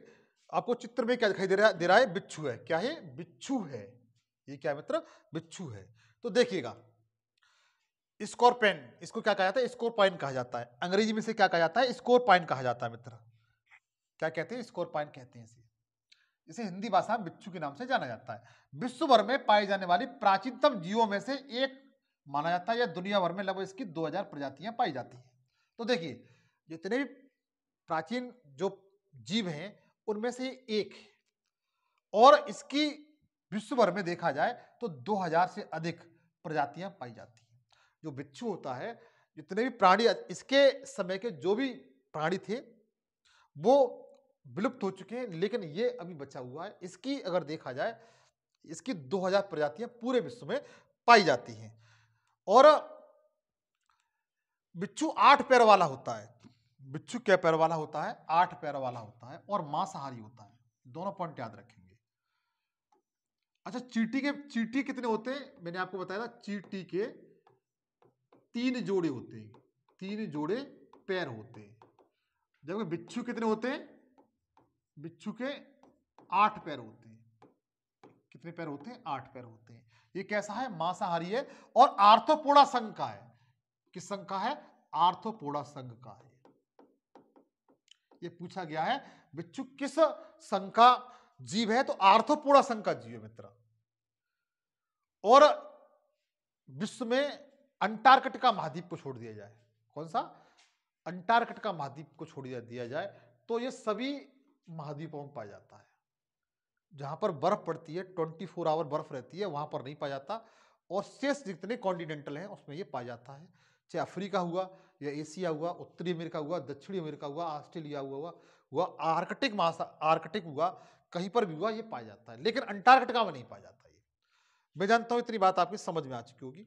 उसके बाद देखिए, बिच्छू साधारणतः उष्ण प्रदेशों में पत्थर आदि के नीचे छिपे रहते हैं और रात्रि के समय अपने भोजन के लिए निकलते हैं। कैसे प्रदेश में पाया जाता है? उष्ण प्रदेशों में। कैसे प्रदेशों में? उष्ण प्रदेशों में, जहां पर गर्मी अधिकांशतः पड़ती है। आगे देखिए, हम लोग तोता के बारे में पढ़ेंगे। तोता एक ऐसा प्राणी है, ऐसा पक्षी है, प्राणी नहीं पक्षी है मित्र, जो समझदार है। कैसा है? समझदार है। जब तो इसका नाम मिठू रखा जाता है। क्या रखा जाता है? मिठू। ये तोता है। तोता का नाम क्या रखते हैं? मिठू रखते हैं। जैसे मनुष्य बात करता है ऐसे यही बात करता है अपनी भाषा में। अगर आप पाल लेते हैं, इसको प्रशिक्षण देते हैं, तो आपने देखा होगा बहुत सी वीडियो में इसे बात करते हुए दिखा जाता है। जैसे आप बोलते हैं वैसे ये बोलता है। जैसे पक्षियों में देखा जाए तो सबसे समझदार पक्षी है। कैसा है? सबसे मनुष्य की तरह ये भी सबसे समझदार है। अगर पशुओं की बात की जाए, पशुओं की, तो चैपमैन जी का नाम सुना होगा आपने। चैपमैन जी का नाम सुना होगा। चैपमैन जी भी मनुष्य की तरह समझदार होता है। वो भी मनुष्य की तरह रोता है, मनुष्य की तरह हंसता है, मनुष्य की तरह चिल्लाता है और मनुष्य की तरह व्यवहार करता है। इसी तरीके से तोता होता है पक्षियों में, यह भी मनुष्य की तरह व्यवहार करता है। इसलिए इसे लोग पालना बहुत पसंद करते हैं। तो देखिएगा, इसके बारे में अध्ययन करते हैं। तोता ही एकमात्र ऐसा पक्षी है जो अपने पैरों से खाना पकड़कर ठीक उसी तरह खा सकता है जैसे मनुष्य खाता है। जैसे मनुष्य अपने हाथों से तोड़ करके खाता है। और माना जाता है कि तोता सबसे बुद्धिमान प्रजातियों के पक्षियों में से एक है, जो आपको बता चुका हूं मैं। उसके बाद तोते के बारे में यह अनोखी बात कही जाती है कि अधिकांश तोते एक पैर पर खड़े होकर सोते हैं। ये बिल्कुल बात सही है मित्र। इस बात को फैक्ट आप बिल्कुल याद कर ले जाएं। सीटेट का पेपर देने जा रहे हैं और एक अध्यापिका बनने जा रहे हैं, तो आप इस बात को ध्यान रखिएगा। जो मैं बता रहा हूं उनको नोट करते जाइए। इनमें से एक बात आप ये भी नोट कर लीजिए कि तोते के बारे में यह अनोखी बात कही जाती है कि इसका अधिकांश तोते एक पैर पर खड़े होकर के सोते हैं। इस बात को नोट कर लेंगे, पूछा जाता है। आगे देखिए, हम लोग पढ़ेंगे रैकून के बारे में। किसके बारे में मित्र? ये जो चित्र जो दिखाई दे रहा है, ये रैकून का चित्र है मित्र। रैकून बिल्ली की तरह इसका शरीर होता है। इसका शरीर कैसा होता है? बिल्ली की तरह होता है। और इसका जो मुंह होता है ये भालू की तरह होता है। कैसा होता है? भालू की तरह होता है। बिल्ली की तरह इसका जो बॉडी है बिल्ली की तरह से है और इसका जो मुंह होता है वो भालू की तरह होता है। इसे रैकून कहा जाता है। क्या कहा जाता है मित्र? रैकून कहा जाता है। ये एक जानवर है। क्या है? जानवर है। रैकून पाया कहां जाता है? तो यह उत्तरी अमेरिका में पाया जाता है। किस कहां पाया जाता है? उत्तरी अमेरिका में पाया जाता है। आप लोग याद रखिए, इस स्टेटमेंट को गलत मत कर देना। वहां पर लिखा हुआ दक्षिण अमेरिका में पाया जाता है, भारत में पाया जाता है, तो गलत हो जाएगा। रैकून उत्तरी अमेरिका में पाया जाने वाला बिल्ली के समान दिखाई देने वाला जानवर है। यह स्तनधारी भी होता है और मांसाहारी भी होता है। कैसा होता है? यह स्तनधारी भी है और मांसाहारी भी है, दोनों प्रकार का है। और इसकी विशेषता और क्या है कि यह अपने भोजन को जैसे मेंढक हुआ, मछली हुई आदि को धोकर खाता है। इसकी देखो कितना साफ सफाई वाला है, कितना साफ सफाई वाला है। ये रैकून है, यह अपने भोजन में से मेंढक हुआ, मछली हुई आदि को धोकर खाता है। कैसे खाता है? धोकर खाता है। रैकून अपनी स्मरण शक्ति के लिए काफी प्रसिद्ध है। पूछा जाता है ऐसा कौन सा जानवर है जिसकी स्मरण शक्ति बहुत ही शानदार होती है, तो रैकून है। और ये उत्तरी अमेरिका में पाया जाता है, अपने भोजन को हमेशा धोकर खाता है। इसकी अपनी विशेषता है। रैकून का वजन करीबन 3 किलो से लेकर 9 किलो की समथिंग होता है। इसका जो वजन होता है मित्र, वो लगभग 3 किलो से लेकर के 9 किलो तक का होता है। और इसकी जो लंबाई होती है वो 40 सेंटीमीटर से लेकर के 70 सेंटीमीटर तक इसकी टोटल लंबाई होती है। क्या होती है? टोटल लंबाई होती है इसकी लंबाई, यहां से यहां तक ये इसकी लंबाई है। कितनी है? 40 सेंटीमीटर से लेकर के 70 सेंटीमीटर तक होता है। इसका जो टोटल वेट होता है वो कितना होता है? 3 केजी से लेकर के 9 केजी तक होता है। ये दोनों बातें आप लोग याद रखेंगे। इसके साथ साथ इसकी अपनी एक विशेषता और है, उसे और आप देखिए। ये इंसानों का खाना चुरा कर खाता है। जैसे बिल्ली देखी होगी आपने, बिल्ली भी इंसानों का जो खाना होता है उसे चुरा कर खाती है, इसी तरीके से ये भी खाता है। ये भी खाता है। इस जानवर में, जो रैकून जानवर है, इसकी खासियत आमतौर पर यह है कि आमतौर पर ये हमें किसी प्रकार का नुकसान नहीं पहुंचाता, लेकिन अगर आप इससे कोई किसी प्रकार का खतरा पैदा इसके लिए करते हैं तो तुरंत आक्रमण कर देता है, तुरंत हमला कर देता है। इसकी रैकून की अपनी विशेषता है, जो उत्तरी अमेरिका में पाया जाता है। अब हम लोग पढ़ेंगे गेंडे के बारे में। किसके बारे में मित्र?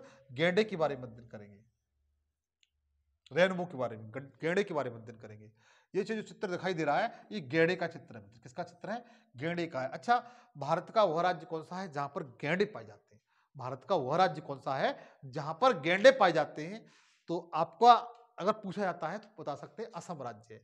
असम राज्य का वह कौन सा स्थान है? काजीरंगा राष्ट्रीय पार्क, राष्ट्रीय पार्क। और ये कहां पाया जाता है? ये कहां पर है मित्र? असम में। कहां पर है? असम राज्य। वही असम राज्य जिसे पूर्वोत्तर भारत का प्रवेश द्वार कहा जाता है। काजीरंगा राष्ट्रीय पार्क कहां पर है? असम में है। और इसी काजीरंगा राष्ट्रीय पार्क में एक सींग वाले गेंडे पाए जाते हैं। क्या पाए जाते हैं? गेंडे पाए जाते हैं। अब इसकी विशेषता क्या है मित्र, वो और देख लीजिए। इसकी अपनी क्या क्या विशेषता है। एक गेंडा सफेद राइनो और हाथी के बाद ये से दुनिया में तीसरा सबसे बड़ा स्तनपायी पाया जाता है। मतलब हाथी के बाद ये दुनिया का दूसरा, हाथी के बाद ये तीसरा सबसे बड़ा स्तनपायी जीव है। इसके बाद गेंडा अफ्रीका का सबसे खतरनाक जानवर है। अफ्रीका महाद्वीप है, जैसे एशिया महाद्वीप है, अफ्रीका वायुस्तर महाद्वीप है, अफ्रीका महाद्वीप का सबसे खतरनाक जानवर है। इसकी खाल से बुलेट प्रूफ जैकेट बनाई जाती है। बिल्कुल नोट करिए मित्र, बिल्कुल नोट करिए, ये फैक्ट बहुत महत्वपूर्ण है। इसकी खाल से क्या बनाई जाती है? बुलेट प्रूफ जैकेट बनाई जाती है। अर्थात इसकी खाल इतनी मजबूत होती है कि गोली भी इसमें पार नहीं होती, गोली भी इसमें पार नहीं होती इसकी खाल में, गेंडे की खाल में। आगे देखिए, गेंडे की ऊंचाई लगभग 6 फुट होती है, लंबाई 11 फुट होती है। इसका वजन लगभग 2000 किलोग्राम समथिंग होता है। अब हम लोग छिपकली के बारे में अध्ययन करेंगे। छिपकली के बारे में अध्ययन करते हैं, जो आपको अपने घरों में आसानी से दिखाई दे जाती होंगी, जो आपको अपने घरों में ये आसानी से दिखाई दे जाती हैं, जिन्हें लिजर्ड कहा जाता है। क्या कहा जाता है? लिजर्ड मतलब छिपकली। छिपकली के बारे में अध्ययन करेंगे। छिपकली इसे पैराटाइल परिवार से आती है। ये किस परिवार से आती है? पैराटाइल परिवार से आती है। ये पूछा जाता है तो बता सकते हैं कैसे परिवार से आती है? पैराटाइल परिवार से आती है। सीटेट में पूछा जाने की कैसे क्वेश्चन की पूरी संभावना है। ऐसा अभी तक कोई एग्जाम नहीं हुआ सीटेट का जहां से छिपकली से क्वेश्चन नहीं आया हो। तो सेशन बने रहिए, पूरा देखिए। छिपकली के बारे में बताते हैं। छिपकली की नाक उसके जीभ में होती है। हाँ, आपने छिपकली बहुत देखी होंगी, लेकिन इस बात पर आपने कभी गौर नहीं किया होगा कि उसकी जो नाक होती है उसी में उसकी जीभ होती है। और उस जीव से वो केवल सूंघने का कार्य करती है। क्या काम करती है? सूंघने काम करती है। और इसी कारण वे किसी चीज को सूंघने के लिए अपनी जीभ का बाहर निकालती है। छिपकली सर्दियों में निद्रा में चली जाती है और ठंडे तापमान से सर्वाइव नहीं करती, क्योंकि जैसे जैसे सर्दी का मौसम आता है, नवंबर, दिसंबर, जनवरी, फरवरी में, तो ये अपने आप को छिपा लेती है, निद्रा में चली जाती हैं, क्योंकि सर्दी को ये एडजस्ट नहीं कर सकती, इसलिए अंदर चली जाती हैं। जैसी गर्मी का मौसम आता तब ये बाहर निकलती है। अच्छा, इसकी विशेषता छिपकली एक और है कि जब भी कोई दुश्मन छिपकली के उसकी पूंछ से पकड़ता है तो छिपकली अपनी पूंछ का वह हिस्सा अपने शरीर से अलग कर देती है। जैसे छिपकली हुई कोई, अगर तुमने उसका कोई पार्ट इतना पकड़ लिया या टच कर दिया तो ये इतना पार्ट उसका अलग कर देगी। ये चीज तो आपने देखी भी होगी, जब छोटे छोटे शैतान आप होंगे तो आप भी फटाक सीधे छिपकली को डंडे से मारते होंगे। अगर उसके वह डंडा, आपका डंडा छिपकली की पूंछ में लग जाता है तो उसका पार्ट उस जगह से अलग हो जाता होगा, और जो पार्ट अलग हुआ है कुछ समय बाद छिपकली की नई पूंछ निकल आती है। तो देखिएगा, ये छिपकली के बारे में बताया मैंने आपको।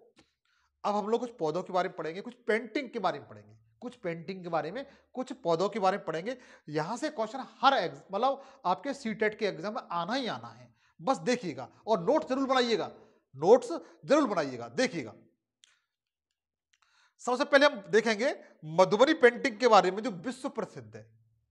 मधुबनी पेंटिंग के बारे में पढ़ेंगे जो विश्व प्रसिद्ध है मित्र। कैसी है? वर्ल्ड प्रसिद्ध है मधुबनी चित्रकला, विश्व प्रसिद्ध है। देखिए कैसे कैसे है, कहां की है ये। मधुबनी चित्रकला बिहार के मधुबनी जिले सैफेली में है। मतलब आप इतना तो समझ गए कि मधुबनी चित्रकला है वो बिहार राज्य की है। किस राज्य की है? बिहार राज्य की है। मधुबनी बिहार का एक जिला है। क्या मित्र? जिला है। उस जिले में सैफेली एक स्थान है, वहां से इसका विकास हुआ है। अब मधुबनी चित्रकला बनती कैसे उसे और देख लीजिए आप। मधुबनी चित्रकला, इसमें चावल का घोल, हम ये क्या करते हैं वहां के लोग, मधुबनी के जिले के चावल का घोल बनाते हैं, उसमें रंग मिलाते हैं। क्या मिलाते हैं? रंग मिलाते हैं। और रंग से जो घोल होता है, इसमें रंग मिलाकर, चाहे हम हल्दी मिलाएं या नीला रंग मिलाएं, या उसमें अकॉर्डिंग रंग मिला लेते हैं उसमें, या हल्दी मिलाएं, फिर उससे वो किसी जानवर का, पशु पक्षी का चित्र, मछलियों का, पेड़ पौधों का चित्र बनाते हैं। इसे क्या कहा जाता है? मधुबनी चित्रकला कहा जाता है। ये बहुत दिखने में बहुत सुंदर लगती है, जो आपको इस चित्र में ये दिखाई दे रही है। आगे देखें, आपको ये जो शख्स दिखाई दे रहे हैं इनका नाम विष्णु चिलांकर है। आपको इस चित्र जो दिखाई दे रहे हैं, चित्र में जो फोटो दिखाई दे रहा है, इनका नाम है विष्णु चिलांकर। ये मध्य प्रदेश के इंदौर के रहने वाले हैं। कहां के? इंदौर के रहने वाले हैं। इनकी अपनी विशेषता यह है कि सूखे पत्तों से ये इस टाइप का चित्र बना देते हैं। जो पेड़ पौधों के सूखे पत्ते होते हैं उनसे ये इस टाइप का चित्र बना देते हैं। सूखे पत्ते इकट्ठे किए और पशु पक्षी या पेड़ का इस तरह से चित्र बना देते हैं। इसलिए इन्हें विष्णु चिलांकर ये प्रसिद्ध हैं, इनके बारे में पूछा जा सकता है। अब पौधों के बारे में कुछ अध्ययन कर लेते हैं। पौधों की अपनी एक विशेषता है कि जो पौधे होते हैं, पौधों को पानी देने से मुरझाई पत्ती फिर से हरी हो जाती है, क्योंकि उनमें प्रकाश संश्लेषण से भोजन प्राप्त होता है। तो पहला पॉइंट आप याद रखिए, प्रकाश संश्लेषण से पौधों को क्या मिलता है? भोजन मिलता है। प्रकाश संश्लेषण से पौधों को क्या मिलता है मित्र? भोजन मिलता है। ये बात आपको समझ में आ रही होगी कि जो पौधे होते हैं वो प्रकाश संश्लेषण से अपना भोजन ग्रहण करते हैं। और प्रकाश संश्लेषण क्रिया, प्रकाश जो संश्लेषण की जो क्रिया है, क्रिया में कार्बन डाइऑक्साइड, जल, सूर्य का प्रकाश एवं क्लोरोफिल की आवश्यकता होती है। आप लोग इस पॉइंट को बिल्कुल याद रख लें, इंपॉर्टेंट है ये, वेरी वेरी इंपॉर्टेंट। स्टार लगा लीजिए। जो प्रकाश संश्लेषण की क्रिया होती है जिसमें पौधे अपना भोजन ग्रहण करते हैं, उसमें उस क्रिया में कार्बन डाइऑक्साइड होनी चाहिए, जल होना चाहिए, सूर्य का प्रकाश होना चाहिए, और क्लोरोफिल का होना बहुत आवश्यक है। और इस क्लोरोफिल में मित्र एक धातु पाई जाती है, उसका नाम मैग्नीशियम है। क्या है? मैग्नीशियम। क्या है? मैग्नीशियम पाई जाती है। नोट कर लीजिए इसको। अब आगे देखें, पत्तियों का हरा रंग क्लोरोफिल के कारण होता है। स्टेटमेंट आप चाहे इसका स्क्रीनशॉट ले लें। पत्तियों का जो हरा रंग होता है मित्र, वो क्लोरोफिल के कारण होता है। किसके कारण होता है? क्लोरोफिल के कारण होता है। पौधे ऑक्सीजन व कार्बन डाइऑक्साइड दोनों प्रकार का निष्कासन करते हैं। ये कार्बन डाइऑक्साइड भी गैस निकालते हैं और ऑक्सीजन भी निकालते हैं, दोनों गैसों का निष्कासन करते हैं। अब देखिए कुछ पौधे हैं, उनके बारे में लोग अध्ययन करेंगे। जैसे रेगिस्तानी ओक, रेगिस्तानी ओक का वृक्ष, ये ओक का वृक्ष है। इसकी विशेषता बहुत तगड़े स्तर की है मित्र, इसकी अपनी विशेषता बहुत तगड़े स्तर की है। रेगिस्तानी ओक 10 फुट लंबा होता है, पौधा होता है। कितना? 10 फुट लंबा होता है, लेकिन इसकी जड़ें जो होती हैं वो 300 फीट गहरी होती हैं। कितनी होती हैं? 300 फीट गहरी होती है। और इस पेड़ पर पत्तियां बहुत कम होती हैं। अगर इसकी जो जड़ें होती हैं, ये वाली रेगिस्तान में पाया जाता है, ये तो मालूम है आपको। इसका अगर जो तना है, इसका अगर तना 10 फीट का है, कितना है? 10 फीट का है, तो इसकी जड़ें होंगी इस तरीके से अंदर, वो 300 फीट तक होती है। कितनी होती है? 300 फीट तक होती है। इसकी जड़ें पानी की तलाश में जमीन के अंदर आनी बढ़ती ही जाती है और उस स्थान तक चली जाती है जहां पर पानी अवेलेबल होता है। जब जब रेगिस्तान में पानी की कमी होती है या पानी का अकाल पड़ता है, तो ऐसी स्थिति में यहाँ के जो लोग होते हैं इस पेड़ के तने में छेद करके पाइपलाइन फंसा करके पानी बाहर निकाल लेते हैं। ये बात कड़वा सच है मित्र। आपको ये हंसी लग रही होगी, ये झूठ बोल रहे हैं सर, ये बात सही है। जो राजस्थानी ओक होते हैं उस सब इनकी जड़ें 300 मीटर तक अंदर गहरी चली जाती हैं और इनकी जड़ों में क्या होता है? पानी भरा होता है। रेगिस्तानी ओक मोस्टली ऑस्ट्रेलिया के रेगिस्तान में पाए जाते हैं। अच्छा, ऑस्ट्रेलिया में कौन कौन से मरुस्थल हैं वो आप कमेंट सेक्शन में बताएंगे। ये जो ओक का वृक्ष है कहां पाया जाता है? ऑस्ट्रेलिया में पाया जाता है, वो भी उसके रेगिस्तान में। रेगिस्तानी ओक जिसकी जड़ें उसके तने की 30 गुना लंबी होती हैं और इसके तने में पानी इकट्ठा रहता है। जब कभी भी उस इलाके में पानी की में अकाल होता है तो वहां के लोग इस पेड़ के तने के अंदर पतला पाइप लगा करके पानी बाहर निकाल लेते हैं। अब बात आपकी समझ में आ चुकी होगी। अब मैं आपको बताता हूं अगला जो पौधा है, ये कीट बच्ची पौधा कहते हैं, कीटाहारी पौधा। क्या कहा जाता है? कीटाहारी पौधा। हम लोग कीटाहारी पौधे के बारे में अध्ययन करेंगे। किसके बारे में मित्र? कीटाहारी पौधे के बारे में अध्ययन करेंगे। कीटाहारी पौधा में सबसे पहले देखते हैं, पहला पौधा है वो नेफेंथीज है। कौन सा? नेफेंथीज, सबसे पहला पौधा। ये जो नेफेंथीज है, जो आपको चित्र में दिखाई दे रहा है, बड़ा सुंदर सा। आप इसकी सुंदरता पर जाइए, क्योंकि हर चमकने वाली चीज सोना नहीं होती। ऐसे ही पेड़ है, ये दिखने में बहुत सुंदर दिखाई देता है। जितने भी कीट होते हैं वो इसकी सुंदरता को देख करके इसकी ओर आकर्षित हो जाते हैं और इनके इस भाग में चले जाते हैं। इस भाग में जब इसको पता चलता है कि मेरी इन टहनियों के बीच में, इस फलियों के बीच में, पलकों के बीच में कीट आ गए, तो उसको तुरंत बंद कर लेते हैं। क्या कर लेते हैं? तुरंत बंद कर लेते हैं। बंद करने के कारण जो कीट होता है वो उसमें बंद हो जाता है और फड़फड़ा करके मर जाता है। और मरने के कारण उस कीट में से ये नाइट्रोजन ग्रहण कर लेते हैं। क्या ग्रहण कर लेते हैं? नाइट्रोजन ग्रहण कर लेते हैं। एक बात ध्यान रखिए, जितने भी कीटहारी पौधे हैं वो उस स्थान पर उगते हैं जहां पर नाइट्रोजन की कमी होती है। समझ में आई? जैसे नेफेंथीज है जो आपको चित्र में दिखाई दे रहा है, ये कीट बच्ची पौधा है। यह मोस्टली इंडोनेशिया में पाया जाता है। अगर विदेश की बात की जाए तो इंडोनेशिया में पाया जाता है और भारत में देखा जाए तो मेघालय राज्य में पाया जाता है। किस राज्य में? मेघालय राज्य में पाया जाता है। मेघालय वही राज्य जहां पर सबसे ज्यादा विश्व की वर्षा रिकॉर्ड की जाती है, जहां पर गारो खासी जयंतियां पहाड़ियां हैं, जहां पर गारो खासी जयंतियां जनजातियां भी हैं। उसके बाद कौन कौन से पौधे हैं? जैसे नेफेंथीज हो गया, उसके बाद यूट्राकालिया होगा। यूट्राकालिया ये भी एक पौधा है जो भी नर मतलब कीट बच्ची पौधा है। ड्रोरा है, वेनस है, फ्लाइट्रेपस है। ये जो कीट है, चाहो तो आप वो पौधे हैं जो कीटों को खाते हैं, आप इसका स्क्रीनशॉट ले लीजिए। आगे चले, देखिए घटपर्णी, हाँ जो बता चुका हूं इसके बारे में आपको। सॉरी। आगे देखिए, कुछ पौधों की अपनी एक विशेषता होती है जिसके बारे में आपको जानना बहुत जरूरी है, क्योंकि यहां से इसी डेट से क्वेश्चन पूछा जाता है। पंखुड़ियों के अंदर फूल के बीच में कुछ पतली पाउडर जैसी रचनाएं दिखाई देती हैं जिन्हें पराग कहा जाता है। जैसे ये गुलमोहर का पौधा है। ये किसका? गुलमोहर का पौधा है। इसके ये पत्ती आपकी ये रही इसकी, ये इसकी फूल की टह लड़ियां हैं, ये देखो इसके बीच में ये रंध्र आपको दिखाई दे रहे होंगे, एक इस तरीके से लंबे लंबे इस टाइप से। क्या होता है इसे पराग कहते हैं। क्या कहते हैं? मतलब इसे पराग कहते हैं। क्या कहते हैं? पराग कहते हैं। पराग इसलिए कहा जाता है, यहाँ पराग की अपनी एक विशेषता है, वो विशेषता यह है जो आप जस्ट देखेंगे। ये पराग जो दिखाई देता है यहीं पर, इसी के अंदर ही ये अपनी निषेचन की क्रिया, किसकी मित्र? निषेचन की क्रिया करते हैं। इस पराग के अंदर क्या होता है? निषेचन की क्रिया करते हैं। क्या करते हैं मित्र? निषेचन की क्रिया करते हैं। समझ में आ गया?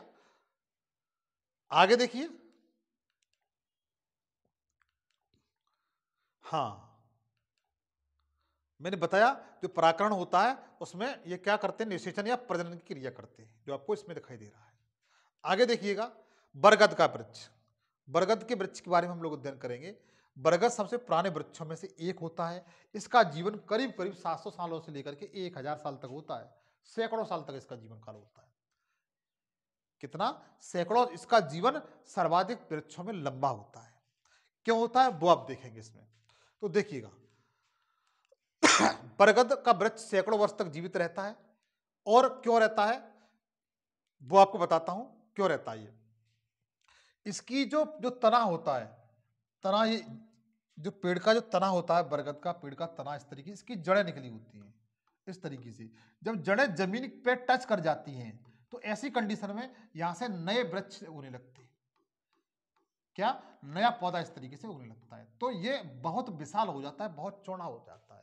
हालांकि जो पुराना वृक्ष के जो अंदर था वो मर जाता है, उसके स्थान पर ये जड़ें निकल आती हैं, तो जो पेड़ है ये अपना रूप आगे विशाल करता हुआ चला जाता है। इसलिए ऐसा लगता है कि यह सैकड़ों वर्ष तक जीवित वृक्ष है। सॉरी। आगे देखिएगा। हाँ, हम लोग अब पढ़ेंगे खेजड़ी के बारे में। खेजड़ी बहुत ही महत्वपूर्ण चैप्टर है। यहां से सीटेट के एग्जाम में क्वेश्चन आपको एक जरूर देखने के लिए मिलेगा। खेजड़ी का वृक्ष जो आपको चित्र में दिखाई दे रहा है, सन 1731 में, ध्यान दीजिए इंपॉर्टेंट स्लाइड है ये, सन 1731 में राजस्थान के जोधपुर में अमृता देवी बिश्नोई, क्या नाम है इनका? अमृता देवी बिश्नोई ने, 1731 की बात है जब भारत अपना गुलाम था, ब्रिटिश सरकार के अधीन था।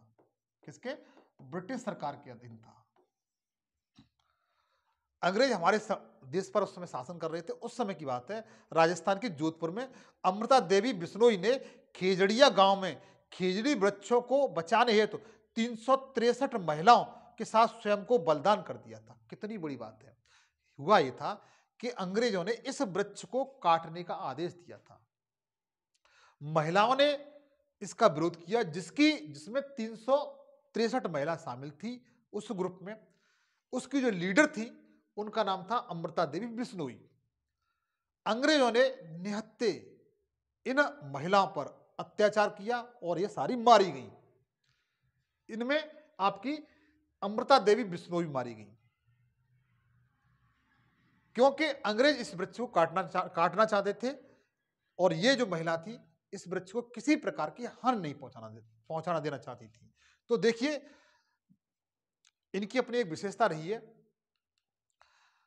हुआ ऐसा कि भारत सरकार ने जो अमृता देवी बिश्नोई हैं उन्हीं की याद में एक पुरस्कार वर्तमान सरकार द्वारा दिया जाता है। भारत सरकार इनके सम्मान में, अमृता देवी बिश्नोई के सम्मान में वन्य जीव संरक्षण राष्ट्रीय पुरस्कार देती है। क्या करती है? वन्य जीव संरक्षण राष्ट्रीय पुरस्कार इन्हीं के नाम पर शुरू किया गया है। आप लोग याद रखेंगे, पूछा जाएगा वन्य जीव संरक्षण, ये जी नहीं है, वन्य जीव है।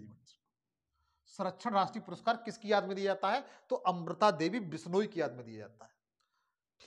मैं जानता हूं इतनी बात आपकी समझ में आ चुकी होगी। अब देखिए इसका विरोध क्यों किया गया था वो आपको बताता हूं। जो खेजड़ी वृक्ष है इसकी छाल से दवा बनती है। क्या बनती है? दवा बनती है। इसकी लकड़ी में कीड़े नहीं लगते, इसलिए आप इसके वृक्ष से एक बार कोई भी फर्नीचर बना लीजिए, वो मैं जानता हूं लंबे समय तक चलेगा। क्योंकि इसकी लकड़ी में बिल्कुल भी कीड़े नहीं लगते, इसकी छाल से दाव बनती है, ये भी आप जानते होंगे। इसकी फलियों की सब्जी बनाई जाती है। कितना देखिए महत्वपूर्ण है, कितना महत्वपूर्ण पौधा है। इसकी फलियों से क्या बनाई जाती है? सब्जी बनाई जाती है।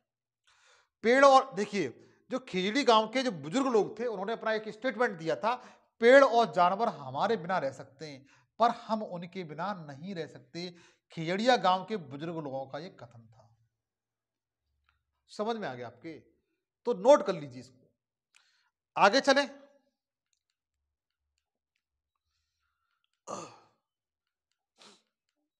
हाँ, अब कुछ रोचक बातें हैं, वो आपको बताता हूं। जैसे पूछा जाए कि गोभी और मटर भारत में कहां से आई? गोभी और मटर भारत में किस देश कहां से आई हुई है? तो यूरोप से आई हुई है। कहां से? यूरोप से आई हुई है।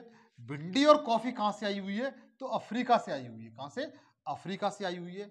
मिर्ची आलू टमाटर, मिर्ची आलू टमाटर भारत में कहां से आए? तो दक्षिणी अमेरिका से आए हुए हैं। लेकिन बैगन, मूली, करेला, आम, संतरा, बेर, पालक, परवल, टिड्डी, भिंडी और मेथी ये भारत से ही है। ये कहां से? मतलब भारत से। अगर ऐसा क्वेश्चन कोई आता है तो आज के बाद आप बता ले जाएंगे। आगे देखिएगा, सोयाबीन के बारे में अध्ययन करते हैं। तो देखो मित्र, सोयाबीन, सोयाबीन है, सोयाबीन के उत्पादन में मध्य प्रदेश, मध्य प्रदेश पहले स्थान पर है। भारत में सबसे अधिक, सबसे ज्यादा सोयाबीन कहां पर होती है? तो मध्य प्रदेश में।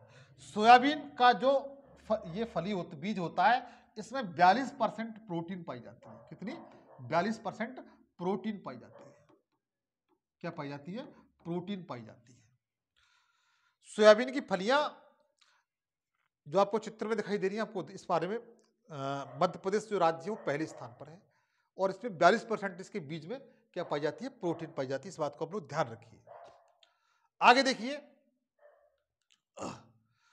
आगे देखते हैं कौन व्यक्ति कहां से लाया। हाँ, कुछ बातें और थी। पुर्तगाली लोग मिर्ची दक्षिणी अमेरिका से लाए थे। जो आपको चित्र में दिखाई दे रहे हैं, छोटी छोटी मिर्च है, जो काली मिर्च कहते हैं, वो पुर्तगाली कहां से लाए थे? दक्षिणी अमेरिका से लेकर आए थे। कहां से लेकर आए थे? दक्षिणी अमेरिका से लेकर आए थे। अब आगे देखिएगा, बस सेशन को कंप्लीट देखिए। बहुत बहुत अच्छी अच्छी रोचक बातें हैं मित्र इसमें। कौन कहां से लाया ये तो बता ही चुका हूं मैं आपको। हाँ, अब हम लोग सांप के बारे में अध्ययन करेंगे। किसके बारे में? सांप के बारे में अध्ययन करेंगे। ऐसा अभी तक हुआ नहीं कि सीटेट में सांप से कोई क्वेश्चन नहीं पूछा गया हो। तो देखिए, सांप आपको दिखाई दे रहा है, ये नाग देवता, क्या कहते हैं? नाग देवता को कोबरा कहा जाता है। क्या कहता है? कोबरा। किस नाम से जाना जाता है? कोबरा के नाम से जाना जाता है नाग देवता को। तो देखिए, चित्र में आपको सांप दिखाई दे रहा है। हमारे देश में पाए जाने वाले कई प्रकार के सांपों में से केवल 4 प्रकार के सांप ऐसे होते हैं जो जहरीले होते हैं। केवल 4 प्रकार के सांप हैं जो जहरीले होते हैं, जिसमें कोबरा सबसे खतरनाक होता है। इसे नाग देवता कहा जाता है। क्या कहा जाता है? नाग देवता कहा जाता है। इसके चित्र आपको दिखाई दे रहा है, ये जो चित्र सफेद जो दिखाई दे रहा है ना, इसे गाय माता का खुर कहा जाता है। इसके मुंह पर, यहाँ पर मुंह होता है, यहाँ पर बाल होते हैं। क्या होते हैं? बाल होते हैं। क्या होते हैं मित्र? बाल इस टाइप से होते हैं। ये सबसे खतरनाक होता है। जैसे 4 प्रकार के सांप कैसे हैं? जहरीले होते हैं। जैसे कोबरा है, कॉमन क्रेट्स है, रसेल का वाइपर है और साइक्रेट्स का वाइपर है। इसे अफाई कहा जाता है। जैसे एक ही कोबरा हो गया, कॉमन क्रेट्स हो गया, रसेल का फाइबर और सैक्रोटेल्स वाइपर, ये अफाई से अफाई कहा जाता है। ये 4 प्रकार के सांप हैं जो सबसे खतरनाक होते हैं। आगे देखिएगा, एक सांप के 2 खोखले दांत होते हैं। आपने पढ़ा होगा। जब यह काटता है तो जहर फेंक के माध्यम से व्यक्ति के शरीर में प्रवेश कर जाता है। जब ये काटता है तो उस जहर को फेंकता है। क्या करता है? फेंकता है, जो मनुष्य के अंदर प्रवेश कर जाता है, जिससे मनुष्य की मौत हो जाती है। लेकिन एक बात आपको और बताएं कि सांप के काटने की दवा सांप के जहर से ही बनाई जाती है। किससे? सांप के जहर से ही बनाई जाती है सांप के काटने की दवा, और यह हर सरकारी अस्पताल में आपको मिलेगी। सांप के काटने की दवा, दवा सांप के जहर से बनाई जाती है और सभी सरकारी अस्पतालों में मिलती है। अजगर एक जहरीला सांप नहीं है। यह अपना शिकार को पकड़ता है और मुंह में ले जाता है और निगल करके खाता है। कैसे खाता है? निगल कर खाता है। सपेरे के संगीत को सांप नहीं सुन सकता, लेकिन यह केवल यंत्र द्वारा उत्पन्न कंपन को महसूस कर सकता है। आपने सोचा होगा कि सांप जब सपेरा बीन बजाता है तो शायद सांप सुन रहा है, सांप नहीं सुनता है। उसमें जो कंपन होता है उसके माध्यम से, उसकी आहट से वो गतिविधियां करता है। क्या करता है? गतिविधियां करता है। हाँ, उस उनके बाहरी कान नहीं होते, वे केवल जमीन पर कंपन करके इस चीज को महसूस करते हैं। अब देखिए हम लोग घरों के बारे में अध्ययन करेंगे। भारत में किस किस स्थान पर कैसे कैसे घर पाए जाते हैं। जैसे असम के घर किस टाइप के हैं, मनीला के घर किस टाइप के हैं, लेह के घर किस टाइप के हैं, राजस्थान में जो घर है वो किस टाइप के पाए जाते हैं, कश्मीर में किस टाइप के पाए जाते हैं, दिल्ली में किस तरह के पाए जाते हैं, बकरवाल लोगों के जो घर होते हैं वो किस टाइप के पाए जाते हैं। हम लोग इसके बारे में अध्ययन करेंगे। और यहाँ से हर एग्जाम में, सीटेट में हर बार प्रश्न पूछा गया है मेरे प्रिय, मेरे योद्धाओं। देखिए मित्र, इस सेशन में वही जीतेगा, वही टीचर बनेगा जो सेशन को कंप्लीट देखेगा। अगर बीच में छोड़ के जाएगा तो उसका जिम्मेदार वही होगा। तो देखिएगा, असम के घर सबसे पहले देखते हैं, असम के घर किस टाइप के होते हैं, असम के घर कैसे सबसे पहले होते हैं। तो असम के घर जो होते हैं मित्र, असम वाले लोग कहते हैं कि हमारे यहाँ घर जमीन से लगभग 10 से 12 फीट ऊंचे बनाए जाते हैं। क्वेश्चन पूछा जाता है कि उस राज्य का नाम बताइए जहां पर घर हैं वो जमीन से लगभग 10 से 12 फीट ऊंचे बनाए जाते हैं। जैसे ये जमीन हुई और जमीन से 10 से 12 फीट ऊंचे, लंबे ऊंचे घर हैं और ये बांस पर बनाए जाते हैं। बांस के पिलर पर लगे होते हैं, बांस के मजबूत पिलरों पर लकड़ी से बनाए जाते हैं। इन पे जो, इसमें अधिकांश सारी जो लकड़ी प्रयोग की जाती है, कहीं पर सीमेंट बारू का प्रयोग नहीं किया जाता। तो पूछा जाता है ऐसे कौन से राज्य के मकान हैं या घर हैं जो जमीन से 10 से 12 फीट ऊंचे लकड़ी पर बनाए जाते हैं। तो असम राज्य के वो इसलिए बनाए जाते हैं क्योंकि ये भारत के पूर्वोत्तर राज्य हैं जहां पर वर्षा सबसे ज्यादा होती है, जिससे पानी आसानी इस तरीके से निकलता हुआ चला जाए, इस तरीके से निकलता हुआ चला जाए। आगे देखें, इनके मजबूत बांस के खंभों पर बनाए जाते हैं। मैंने आपको बता दिया ये घर अंदर से भी लकड़ी के ही बने होते हैं, और किसी का प्रयोग नहीं किया जाता। अब देखें मनीला के मकान। मनीला हिमाचल प्रदेश में मनीला पड़ता है।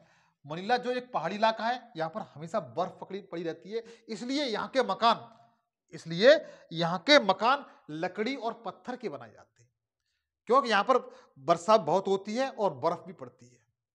मनीला के मकान, हमारे यहाँ मकान पत्थर और लकड़ी के दोनों प्रकार के बनाए जाते हैं। देखो इस तरीके के। नेक्स्ट देखिए, अब लोग हम देखते हैं लेह के मकान। लेह मतलब लद्दाख के मकान, लेह मीन्स लद्दाख के मकान। लद्दाख भारत का जो 8 केंद्र शासित प्रदेश हैं उनमें क्षेत्रफल की दृष्टि से सबसे बड़ा है, सबसे बड़ा है क्षेत्रफल की दृष्टि से। लेह में जो मकान के नीचे की मंजिल में खिड़की नहीं होती। बस एक विशेषता यह है कि लेह में जो मकान बनाए जाते हैं मित्र, उनका जो नीचे वाला जो पार्ट बनाया जाता है, नीचे वाली जो मंजिल होती है उसमें खिड़की नहीं होती है, उसमें खिड़की नहीं होती है। और दूसरी विशेषता इनकी यह है कि इनके ऊपर वाले भाग में खिड़की होती है जहां पर लोग रहते हैं, जहां पर लोग रहते हैं। छत को मजबूत करने हेतु तो पेड़ों के मोटे तने इस्तेमाल किए जाते हैं। जैसे आपके दादा का जो टाइम पीरियड देखा होगा, आप जब छोटे होंगे अपने दादा का टाइम पीरियड आपने देखा होगा, तो उस समय भी आपके दादाजी का जो मकान होगा, जो कच्चा मकान होगा, उसकी जो दीवारों पर मोटे मोटे पेड़ काट करके उनके तने लगा दिए जाते थे और मूज के बंडल बना करके लंबे लंबे लिटा दिए जाते, उससे ऊपर मिट्टी डाल दी जाती थी। इस तरीके से आज भी लेह के मकान इसी तरीके के निर्मित होते हैं। और छतें समतल होती हैं। लेह मकान में छत पर का बहुत ही महत्वपूर्ण भाग होता है। यहाँ गर्मियों में फल सब्जी सुखा ली जाती है और ठंडक में ये नहीं मिलती है। और आगे लेह में लोग सर्दियों में नीचे की मंजिल पर रहते हैं। जैसी सर्दी बढ़ जाती है ना, तो ऊपर की मंजिल को छोड़ करके लोग जो नीचे वाली मंजिल है उसमें आकर के रहने लगते हैं। अब देखिए राजस्थान के मकान। राजस्थान के मकानों की अपनी एक, राजस्थान की तो भाई एक कल्चर की बात ही अलग है। यहाँ की कल्चर बहुत अच्छी है। मतलब जैसे जो राजस्थान के मकान हैं, यहाँ बारिश सबसे कम होती है। पहली बात यह है कि राजस्थान में वर्षा कम होती है, क्योंकि अरावली पर्वत श्रृंखला के कारण वहां पर जो हवाएं होती है वो सीधे निकल जाती है। इसलिए यहाँ पर खूब गर्मी पड़ती है। यहाँ के जो मकान होते हैं वो कैसे होते हैं, मिट्टी के बने होते हैं। ये सारे कैसे बने हुए, मिट्टी के मकान बने हुए, मिट्टी की दीवारें हैं। कितनी दिखने में सुंदर लग रही है, बताइए कितनी अच्छी लग रही है। गर्मियों में इन मकानों में बिल्कुल गर्मी नहीं लगती है, ये तो अंदर से इतने शीतल और ठंडे रहते हैं। राजस्थान के जो मकान होते हैं, घरों की दीवारें बहुत मोटी होती हैं, मिट्टी से बनाई जाती है। इन दीवारों को मिट्टी से लीप पोत कर सुंदर बनाया जाता है ताकि कीटों से बचाया जा सके। किससे, कीटों से बचाया जा सके। छतें कटीली झाड़ियों की बनी होती हैं। अब देखिए कश्मीर में देखते हैं कश्मीर में मकान कैसे होते हैं, पूछा जाता है। ये तो यहाँ के जो कश्मीर के जो मकान है मित्र, ये टूरिस्ट का काम करते हैं। किसका, टूरिस्ट का काम करते हैं। किसका काम करते हैं, टूरिस्ट का काम करते हैं। ध्यान दीजिए, कश्मीर में शिकारा घूमने हेतु तथा हाउस बोट टूरिस्ट हेतु प्रयोग किए जाते हैं। यहाँ पर जो मकान है उनको किस नाम से जाना जाता है, शिकारा। और इसका प्रयोग किसके लिए जाता है, टूरिस्ट के लिए किया जाता है। जैसे नाव है, कोई नाव है इस तरीके की, इसमें ये मकान बना देते हैं इस तरीके का, इसमें ही इस तरीके का मकान बना देते हैं। और इसमें लोग घूमते हैं, इसी घरों में बैठ करके टूरिस्ट जो बाहर से लोग आते हैं वो घूमते हैं। जो इनके जो हाउस बोट होती है, इनकी लंबाई 80 फुट की होती है और चौड़ाई 8 से 9 फुट की इनकी चौड़ाई होती है कश्मीर के मकान की। कश्मीर में मोस्टली ले झील भी है, सॉरी डल झील भी है। क्या, कश्मीर में क्या है मित्र, डल झील भी है, डल लेक है और झेलम नदी भी है। और इन्हीं दोनों स्थान पर ये हाउस बोट को चलाते हैं। किसको चलाते हैं, हाउस बोट को चलाया जाता है। इस हाउस बोट में जो खास डिजाइन है, जो आपको डिजाइन दिखाई दे रही है, दिखने में इतनी सुंदर दिखाई दे रही है, इस डिजाइन को खत्म बंद कहा जाता है। क्या कहा जाता है, खत्म बंद। इंपोर्टेंट है, याद रखिए, वेरी वेरी इंपोर्टेंट। खत्म बंद क्या है, क्वेश्चन पूछा जा सकता है, खत्म बंद क्या है तो बता सकते हैं, हाउस बोट में जो हाउस की डिजाइन होती है उसे खत्म बंद कहा जाता है। आगे देखें, कश्मीर में मकान की खिड़कियां बाहर की ओर होती हैं, उभरी हुई होती है, इन्हें डब कहा जाता है। जो खिड़कियां होती हैं बाहर की ओर निकली हुई होती है, इन्हें क्या कहा जाता है, डब कहा जाता है। अब दिल्ली के मकान देखें, दिल्ली की भारत की राजधानी है, यहाँ पर बहुमंजिला इमारतें होती हैं, अभी आप अच्छी तरह जानते हैं, गए भी होंगे। उसके बाद कुछ महत्वपूर्ण बातें हैं, देख लेते हैं। ये सोहाना गांव हरियाणा में है, कभी कभी पूछ लिया जाता है सोहाना गांव कहाँ पर है, हरियाणा में है। गुड़गांव कहाँ पर है, तो दिल्ली और हरियाणा के बीच में क्या है तो बता सकते हैं। अब देखो बकरवाल लोगों के घर देखते हैं हम लोग। जो बकरवाल लोग होते हैं, जो बकरी चराने वाले जो लोग होते हैं, उनके घर कैसे होते हैं, बकरवाल लोगों के लकड़ी व मिट्टी के घरों में रहते हैं। कैसे, मिट्टी के, जैसे आपको ये दिखाई दे रहे हैं, लकड़ी देखो ये है और मिट्टी ये है, ऐसे बने हुए मकान में ये लोग रहते हैं, बकरवाल लोग। इनके जो घर होते हैं उस पर पुताई की जाती है, और पुताई इसलिए की जाती है ताकि वो कीटों से बचा जा सके। इस बात को, स्टेटमेंट को आप वेरी वेरी इंपोर्टेंट समझिए, बहुत महत्वपूर्ण है। कीटों से बचाने के लिए उनकी लिपाई पुताई की जाती है। आगे देखिए मित्रों, डेरा खाजी खान पाकिस्तान, देखो पूछा गया है डेरा खाजी खान कहां पर है, तो पाकिस्तान में बता सकते हैं आप लोग। बर्फ में इग्लू मकान होते हैं, बर्फ के जो मकान बनाए जाते हैं उन्हें इग्लू कहा जाता है। क्या कहा जाता है, इग्लू कहा जाता है, बात याद रखिएगा। अब देखिए, राज्यों का जो भोजन है, किस राज्य का कौन कौन सा भोजन है उसे और आप देख लीजिए लगे हाथों। आपसे फिर कहूंगा, योद्धा वही है जो कभी हारा नहीं, बस हार मत मानिए। तो देखिए, राज्यों के भोजन देख लीजिए, कौन कौन से राज्य में कौन कौन सा भोजन है। पकाने के तरीके देखेंगे, पकाने के तरीके, किस राज्य में भोजन पकाकर खाया जाता है, कहां पर भूनकर खाया जाता है, कहां पर उबाल कर खाया जाता है, कहां पर सेक कर खाया जाता है, वो भी सब देखिए। सबसे पहले यूपी में चलते हम लोग। उत्तर प्रदेश में अचनार के फूल की सब्जी यूपी में खाई जाती है। पूछा जाता है अचनार के फूल की सब्जी कहां पर खाई जाती है, ये अचनार है। क्या है, अचनार का फूल है। ये किसका फूल है मित्र, अचनार का, कचनार के फूल की सब्जी यूपी में खूब खाई जाती है।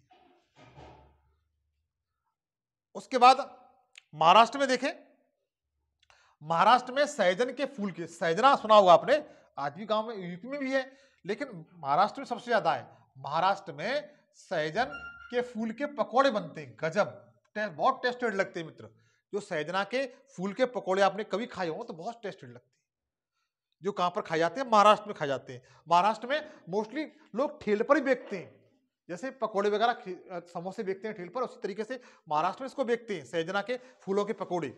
उसके बाद असम में, असम ऐसा हो ही नहीं सकता कि असम से कोई क्वेश्चन सीटेट में ना पूछा जाए। सबसे पहले बोरा, बोरा क्या है? बोरा असम में खाए जाने वाला चावल की किस्म है। क्या है मित्र? चावल की किस्म है। और ये कब खाया जाता है? असम में एक फोक डांस किया जाता है जिसे बिहू कहते हैं। क्या कहते हैं? बहु कहते हैं।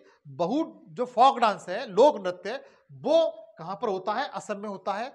और ये जब फसल पक जाती है, कट जाती है, उस समय ये बहु नृत्य किया जाता है।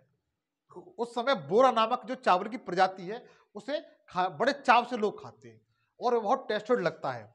तो आपको यहाँ से 2-3 पॉइंट क्लियर हो गए। बहुत जो लोक नृत्य है वो असम में होता है और बोरा नामक जो चावल की किस्म है इसी बहु नामक त्योहार पर लोग बड़े चाव से खाते हैं। आगे देखें, गोवा और कश्मीर। गोवा और कश्मीर में देखें, गोवा तथा कश्मीर में मछली के नारियल के तेल में तथा सरसों के तेल में तला जाता है। गोवा में क्या होता है कि गोवा और कश्मीर में मछली को, किसको मित्र? मछली है, आपको फिश दिखाई दे रही है इसे नारियल के तेल में या सरसों के तेल में तलक करके लोग बहुत टेस्ट तरीके से खाते हैं। उसके बाद असम का बता ही दिया। गुजरात का देख लेते हैं। गुजरात का मोस्टली क्या क्या चीज प्रसिद्ध है? ढोकला। गुजरात में क्या है? ढोकला लोग बहुत खाते हैं। ढोकला चटनी वाले चावल के साथ खाते हैं और मिठाई खाते हैं। यहाँ पर ये सभी गुजरात में खाए जाते हैं। ढोकला बहुत खाया जाता है। उसके बाद ऐसा हुआ अभी तक हुआ नहीं है कि केरल राज्य से सीटेट में क्वेश्चन नहीं आया हो। केरल में नारियल के पेड़ होते हैं। क्या होते हैं? नारियल के पेड़ होते हैं। नारियल के उत्पादन में केरल राज्य का पहला स्थान है। वह चावल की खेती बहुत होती है। देखो ये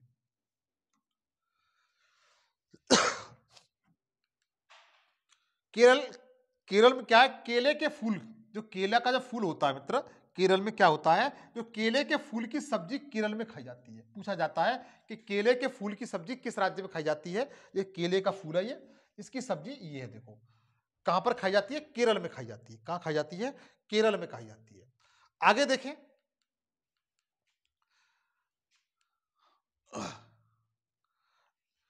केरल में और क्या है? देखो जैसे केरल, तमिलनाडु, कर्नाटक में इडली डोसा बहुत खाया जाता है। क्या क्या? इडली खाई जाती है, डोसा खाया जाता है, चावल, करेल और टेपिकोआ पूछा गया है। ये तीनों राज्यों में खाया जाता है मित्र। ठीक है।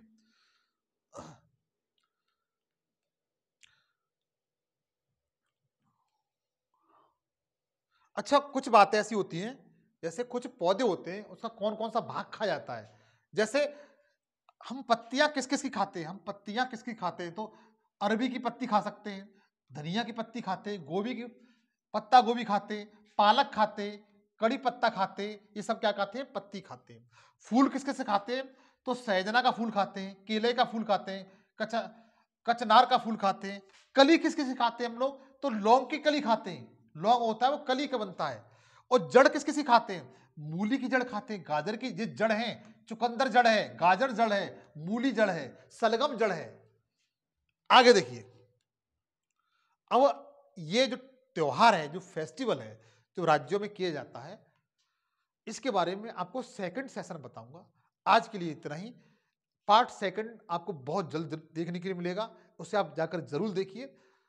और मेरा सेशन आपको अच्छा लगा हो तो प्लीज सबसे पहले दोस्तों के साथ शेयर कर दीजिए।